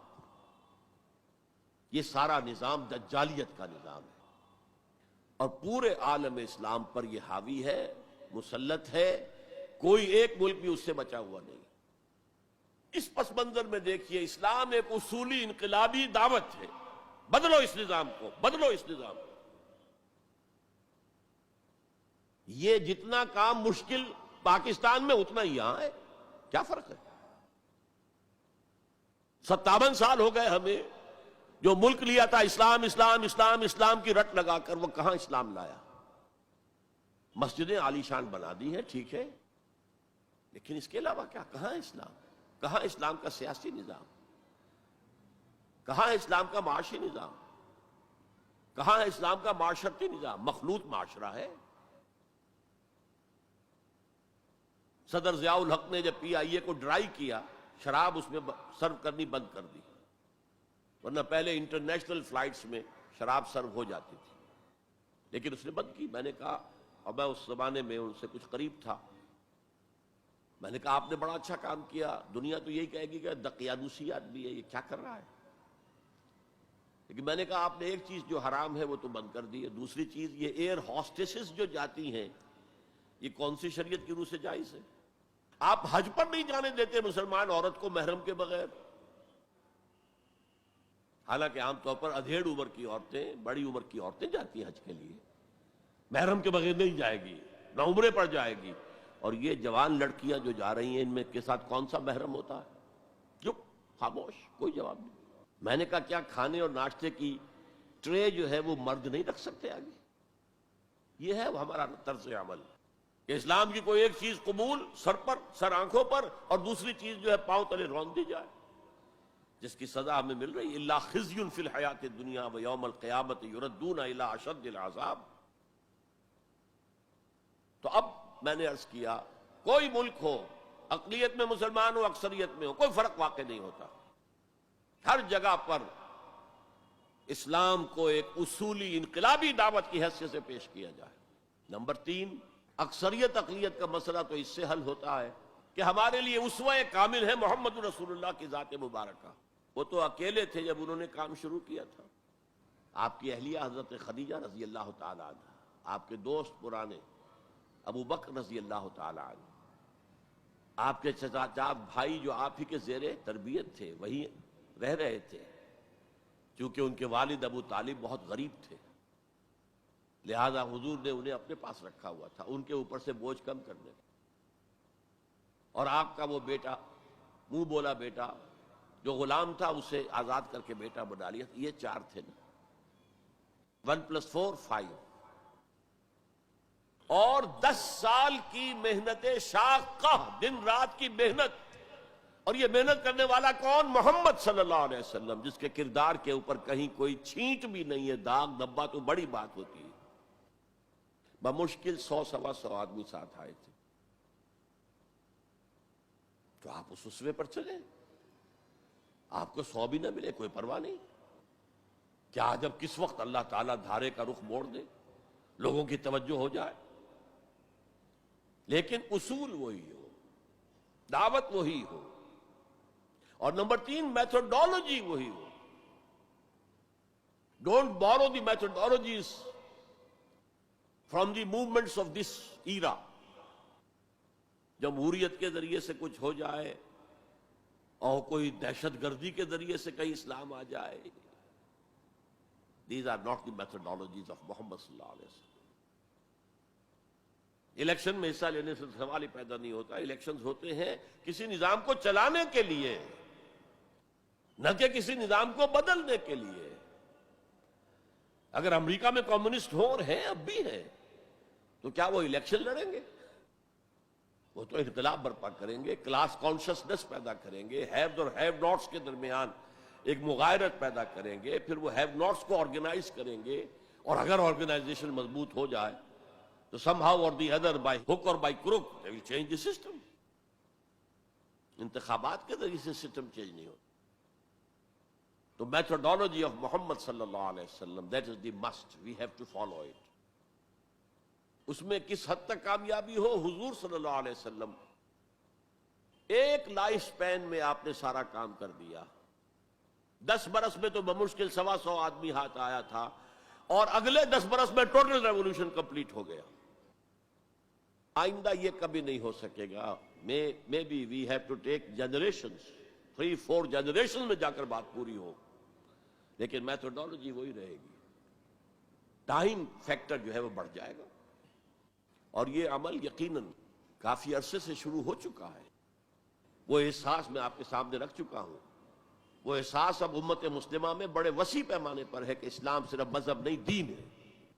دین اپنا غلبہ چاہتا ہے. دین تو ہوتا ہی دین تب ہے جب کہ وہ غالب ہو. دین مغلوب ہو گیا تو مذہب ہو گیا. اس اعتبار سے یہ احساس اب کافی بڑے حلقے کے اندر موجود ہے. البتہ میتھڈالوجی کے بارے میں امت مسلمہ بھٹک رہی ہے ادھر سے ادھر. اقبال نے جو شعر کہا تھا کہ نشان راہ دکھاتے تھے جو ستاروں کو، ترس گئے ہیں کسی مرد راہ داں کے لیے. اللہ کا شکر ہے، میں اللہ کا شکر ادا کرتے ہوئے کہہ رہا ہوں، اور کسی خود ستائی کے جذبے کے بغیر کہہ رہا ہوں، اللہ نے مجھ پر سیرت محمدی صلی اللہ علیہ وسلم کو کھول دیا. جیسے میں نے پرسوں کہا تھا کہ ایک حدیث نے تاریخ کے ایک بہت بڑے صندوق کو میرے لیے کھول دیا. لَيَأْتِيَنَّ عَلَىٰ أُمَّتِي مَا أَتَىٰ عَلَىٰ بَنِي إِسْرَائِيلَ حَسْبَ النَّعْلِ بِالنَّعْلِ. میری امت پر بھی وہ سارے حالات وارد ہو کر رہیں گے جو بنی اسرائیل پہ ہوئے تھے، بالکل ایسے جیسے ایک جوڑے کی 2 جوتیاں ایک دوسرے کے مشابہ ہوتی ہیں. اسی طرح اللہ تعالیٰ نے سیرت النبی کو مجھ پر کھولا. میں نے اس کا انالیسس کیا، تجزیہ کیا، اور اس سے انفر کیا ہے اور چیلنج کرتا ہوں. The process of a true revolution can be deduced, can be inferred only from the سیرہ of محمد صلی اللہ علیہ وسلم. اس کی وجہ کیا ہے؟ تاریخ انسانی کے باقی سارے انقلاب جزوی تھے. فرینچ ریولوشن میں صرف سیاسی نظام بدلا اور کچھ بھی نہیں بدلا. عقائد وہی رہے، اخلاق وہی رہے، معاشی نظام وہی رہا جو پہلے تھا، صرف سیاسی نظام بدلا. بولشوک ریولوشن میں معاشی نظام بدلا، باقی معاشرہ وہی تھا، سوشل ویلیوز وہی تھیں، وہی عیسائیت جو کی تو قائم تھی. صرف ایک ریولوشن ہے پوری ہیومن ہسٹری میں جس نے ٹوٹل چینج کیا. عقیدے بدل گئے، اخلاق بدل گئے، صبح و شام کے انداز بدل گئے، شب و روز کے نقشے بدل گئے، نظام بدل گیا، سیاسی نظام، نیا سیاسی نظام. میں آپ کو بتا چکا ہوں the historical role of Islam پر ایم این رائے کی کتاب پڑھیے اسے. اچھا، اور یہ تاریخی انقلاب، عظیم ترین انقلاب تاریخ کا، یہ ایک لائف سپین میں مکمل ہو گیا. فرینچ ریولوشن کے لیے فکر دینے والے روسو، والٹیئر وغیرہ بیسیوں جو ہے صاحب قلم تھے، ان کا ایکچوئل انقلاب برپا کرنے میں کوئی حصہ نہیں. They were men of the letters. Desk workers تھے, بیٹھ کر لکھ سکتے تھے, میدان میں آ کر لیڈ نہیں کر سکتے تھے. یہی وجہ ہے کہ فرینچ ریولوشن بڑا بلڈی ریولوشن تھا, بہت خون بہا ہے, فساد, ہنگامہ. There was no leader. Leaderless mob. ایک فکر تو آ گیا لیکن موب تو بالکل لیڈرلیس تھا. بولشوک ریولوشن کے اندر میں نے بتایا آپ کو, اس کا فکر دینے والے مارکس اور اینجلس, وہ تو جرمنی میں بیٹھ کر کتاب لکھی ہے اور وہ تکمیل اس کی ہے داس کیپیٹال کی انگلستان کے اندر. انگلستان میں آج تک وہ انقلاب نہیں آیا.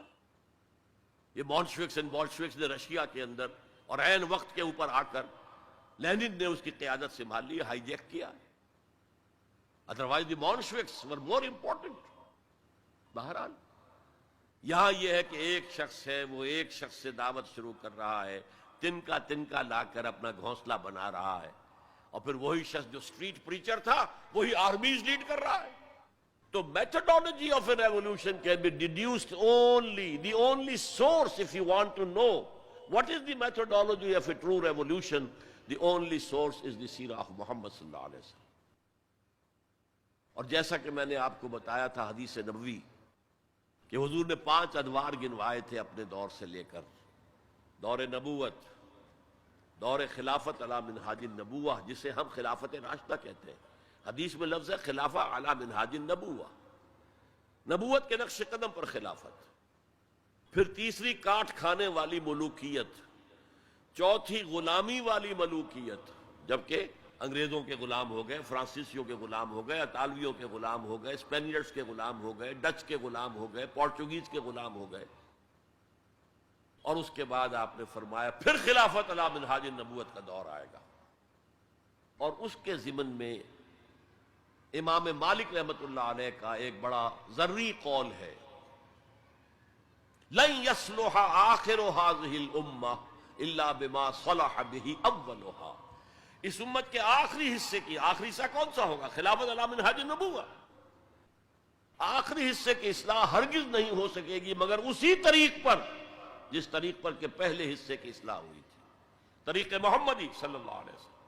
ہم جب دیکھتے ہیں محمد کا نقشہ مکے میں صلی اللہ علیہ وسلم, تو وہ نبی تھا یا نہیں تھا یہ تو علیحدہ ہے, لیکن نبیوں کا سا نقشہ ہے. درویشی ہے, لوگ گالیاں دے رہے ہیں, کوئی پاگل کہہ رہا ہے, وہ دعائیں دے رہے ہیں, پتھراؤ کیا جا رہا ہے, وہ پھر بھی بد دعا نہیں دیتے. درویشی, دعوت, تبلیغ. جیسے مسیح کبھی وہاں گئے واس کر رہے ہیں, کبھی وہاں گئے واس کر رہے ہیں, کبھی وہاں گئے واس کر رہے ہیں, ایسے حضور اسٹریٹ پریچنگ بھی کر رہے ہیں. جو میلے ہوتے تھے, بازار لگتے تھے, ان میں جا کے تبلیغ کرتے تھے, تقریریں کرتے تھے. تو یہ نقشہ تو ہے, نقشہ یہ تو ہے. وہ تھے یا نہیں تھے اس کو چھوڑ دو, لیکن یہ نقشہ جو ہے نبیوں کا ہے. بٹ ہیئر ہی فیلڈ, اور ان کے کہنے کے مطابق ہی head to run away, to flee. They call it the flight to Medina. ہجرت نہیں کہتے وہ, فلائٹ, فرار. لیکن اب مدینے میں جا کر تو absolutely new Muhammad comes in our eyes. He is the commander of army. He is a statesman. He is the ruler of a government. He is a statesman. There he succeeded. Muhammad failed as a prophet, but succeeded as a statesman. چنانچہ اسی کو, اس تضاد کو high light کرنے کے لیے Montgomery Watt, professor Montgomery Watt, اس نے 2 کتابیں لکھی سیرت پر, Muhammad at Mecca, Muhammad at Medina, to highlight the difference, the contradiction. اور محمد ایٹ مدینہ کے اندر اس نے جتنے بھی ہو سکتے تھے تعریف کے کلمات, تعریف کے اوصاف اور ان کی سپرلیٹو ڈگریز استعمال کر لی. معاملہ فہمی, دور اندیشی, انسان شناسی, موقع شناسی, ہر شے کے اعتبار سے محمد بہت ٹاپ پر, بہت ٹاپ پر. کتنی بڑی بات کی جاتے ہی یہودیوں کو جکڑ لیا ایک معاہدے کے اندر, میثاق مدینہ کے اندر. تو اس کی ساری تعریف کرتے, اس لیے مسلمان بھی دھوکہ کھاتے کہ یہ تو حضور کا بہت تعریف کرنے والا ہے. جنرل ضیاء الحق صاحب نے ہمارے ہاں جب سیرت کے جلسے شروع کیے تھے, تو جو مرکزی جلسہ سیرت کا اسلام آباد میں شروع کیا تھا, اس میں اس کو بلایا تھا ایز اے اسپیکر. حالانکہ وہ اصل میں دو کتابوں کے ذریعے یہ کنٹرڈکشن کو ہائی لائٹ کر رہا ہے کہ محمد مدینے والا کچھ اور ہے، مکے والا کچھ اور ہے صلی اللہ علیہ وسلم۔ بہرحال میں نے اس میں استضاد کو رفع کیا ہے کہ یہ ایک ریولوشنری پروسیس کے مختلف تقاضے ہیں، مختلف سٹیجز ہیں، اور ان کے اندر بڑی حکمت ہے۔ یہ کتاب میں نہیں کہہ سکتا یہاں ہے یا نہیں ہے، بہرحال امید ہے کہ اب کچھ نہ کچھ حالات جس طرف جا رہے ہیں تعلقات کی بحالی پر، تو کتابوں کا آنا جانا جو ہے آسان ہو جائے گا۔ اس کا مطالعہ کر کے پھر سمجھنا چاہیے۔ اب میں آخر میں علامہ اقبال کے دو شعر جو ہیں میتھڈالوجی آف محمد کو جس نے سمرائز کر دیا ہے، اللہ تعالیٰ کے ساتھ اپنا ایک مکالمہ نقل کرتے ہیں۔ کس کیفیت میں ہوں گے، کیا کس عالم میں ہوں گے جب یہ شعر کہے، گفتند جہان ماں آیا بے تمہیں سازت۔ اللہ نے مجھ سے کہا ہے اقبال، ہم نے تمہیں جس دنیا میں بھیجا ہے وہ تمہیں اچھی لگی، اچھی ہے، سازگار ہے تمہارے لیے؟ گفتم کے نمی سازت۔ میں نے کہا نہیں، مجھے پسند نہیں، یہ تو ریپریسو ہے، یہ ایکسپلائٹیٹو ہے۔ ایک اور شعر ہے ان کا اردو کا، تو قادر و عادل ہے مگر تیرے جہاں میں ہے تلخ بہت بندہ مزدور کے اوقات۔ تو مجھے تو پسند نہیں ہے یہ دنیا، گفتم کے نمی سازت، گفتند کے برہم زن، تو اچھا توڑ دو اس کو، پھوڑ دو، ختم کر دو اس کو۔ اور کیسے کرو؟ دو مصروں میں، با نشہ درویشی در ساز و دمادم زن۔ پہلا مرحلہ درویشی کا ہے، دعوت کا ہے، تبلیغ کا ہے۔ تمہیں جو کہا جائے، پاگل کہا جائے، مجنون کہا جائے، شاعر کہا جائے، ساحر کہا جائے، مسحور سنو اور برداشت کرو، برداشت کرو۔ مار کھانی پڑتی ہے، کھاؤ، پتھراؤ ہوتا ہے، سہو اپنے جسم اتھر پر۔ بانشہ درویشی در ساز و دمادم، بدھ مت کے بھکشو بن جاؤ،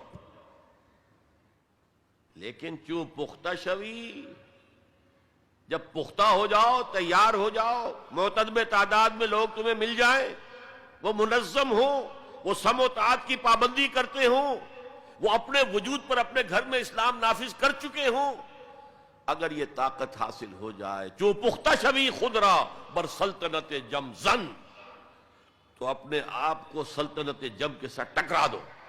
یہ پروسیس ہے مدینے کا، پہلا مصرع ہے مکے کا، با نشہ درویشی در ساز و دمادم زن۔ کرو محنت، کرو محنت درویشی کے ساتھ، کیے جاؤ، کیے جاؤ۔ for 13 long years it was درویشی۔ صحابہ کو منع کر دیا گیا تھا، تم کوئی جواب نہیں دو گے، no retaliation, no raising of hands even in self defense۔ با نشہ درویشی در ساز و دمادم زن، چون پختہ شوی خود را بر سلطنت جم زن۔ اب تمہیں اس اللہ کی حکومت قائم کرنی ہے، سلطنت جم سے ٹکرا جاؤ، توڑ پھوڑ دو، برہم زن، توڑ پھوڑ کر رکھ دو اس غلط نظام کو۔ یہ ہے طریق محمدی دو مصروں کے اندر۔ تو میرے نزدیک مسلمان چاہے وہ مسلم اکثریت کے ممالک میں رہ رہے ہوں، لیکن وہاں اسلام کا نظام نہیں ہے، یونیورسل ہے اس وقت، سیکولرزم یونیورسل، اکانومی کا نظام، سود کا، بینک کا، یونیورسل۔ تہذیب وہ مخلوط تہذیب جس میں شرم، حیا، عفت، عصمت کے تصورات اب اڑ جائیں گے، ایویپوریٹ ہو جائیں گے، ختم ہو جائیں گے۔ یہ کوئی دن کی بات ہے، مرد ہوش مند اقبال نے کہا تھا، غیرت نہ تجھ میں ہوگی نہ زن اوٹ چاہے گی۔ عورت کو اوٹ بھی درکار نہیں ہوگی کہ کہیں اوٹ میں ہو کر اس کے ساتھ جو ہے وہ زنا کیا جائے، کھلم کھلا بھی ہو تو کیا حرج ہے۔ یہ کوئی دن کی بات ہے، مرد ہوش مند، غیرت نہ تجھ میں ہوگی نہ زن اوٹ چاہے۔ اور اس طرف جا رہا ہے۔ پورا پروگرام یونائٹڈ نیشنز آرگنائزیشن کی جنرل اسمبلی کے تحت ہوا ہے۔ پہلے ایک کانفرنس ہوئی تھی قاہرہ میں، کائرو، پھر ہوئی بیجنگ، دونوں طرف سے ایشیا کو جکڑنے کے لیے، کہ اس لیے کہ ابھی ایشیا میں اور خصوصاً مسلمان ممالک میں اور یقیناً ہندوستان میں بھی فیملی سٹرکچر ابھی مضبوط ہے، ابھی بزرگوں کا کچھ ادب ہے، لحاظ ہے، والدین کی خدمت ہے۔ ابھی شرم اور حیا کے کچھ اثرات ہیں، اگرچہ ہمارا ایلیٹ طبقہ جا چکا، مغربی رنگ کے اندر رنگا جا چکا ہے، لیکن یہ کہ ہیں، اور اس کو توڑنے کے لیے ادھر کائرو کانفرنس، ادھر بیجنگ کانفرنس، پھر Beijing +5 conference under the auspices of United Nations organization, اور اس کا فیصلہ کیا ہے؟ Social engineering program. اب اس پورے سوشل سٹرکچر کو توڑ کر ایک نیا سٹرکچر لانا ہے، عمارت کو گرا کر نئی عمارت بنانی ہے۔ گفت رومی ہر بنائے کوہنا کا باداں کنند، تو نہ دانی اولا تعمیر را ویرا کرند۔ گفت رومی نے کہا ہے کہ جو بھی کوئی بنائے کوہنا ہے، پرانا نظام ہے، اس کو اگر آپ تلپٹ کرنا چاہتے ہیں، کوئی اور نیا نظام لانا چاہتے ہیں، تو پہلے نظام کو گرانا پڑے گا، پہلی عمارت کو گرانا پڑے گا۔ تو یہ سوشل سٹرکچر جو ٹوٹ پھوٹ چکا ہے ویسٹ میں، اب وہ چاہتے ہیں کہ ایسٹ میں بھی ٹوٹ پھوٹ جائے۔ بہرحال ہمیں جو اصل موضوع تھا، مسلمان غیر اسلامی ریاست میں، مسلمان ایک داعی امت کا نام ہے، یہ قوم نہیں ہے، امت ہے، ہم مقصد لوگوں کا مجموعہ۔ وَلْتَكُن مِّنكُمْ أُمَّةٌ يَدْعُونَ إِلَى الْخَيْرِ وَيَأْمُرُونَ بِالْمَعْرُوفِ وَيَنْهَوْنَ عَنِ الْمُنكَرِ۔ داعی بن کر کھڑے ہوں، اور یہ دعوت ریولوشن اورینٹڈ ہونی چاہیے، نظام کو بدلنے کی تیاری کرنے والی دعوت، کہیں بھی ہو، مسلم مائنورٹی کنٹری میں ہو، مسلم میجورٹی کنٹری میں ہو، یہاں تک کہ چاہے اکیلا ہو کوئی شخص دنیا کے اندر کسی ملک میں، he has to do it، اگر وہ مسلمان ہے، بلکہ صحیح معنی میں اگر وہ بندہ مومن ہے۔ اقول قولی ھذا واستغفر اللہ لی ولکم ولسائر المسلمین والمسلمات۔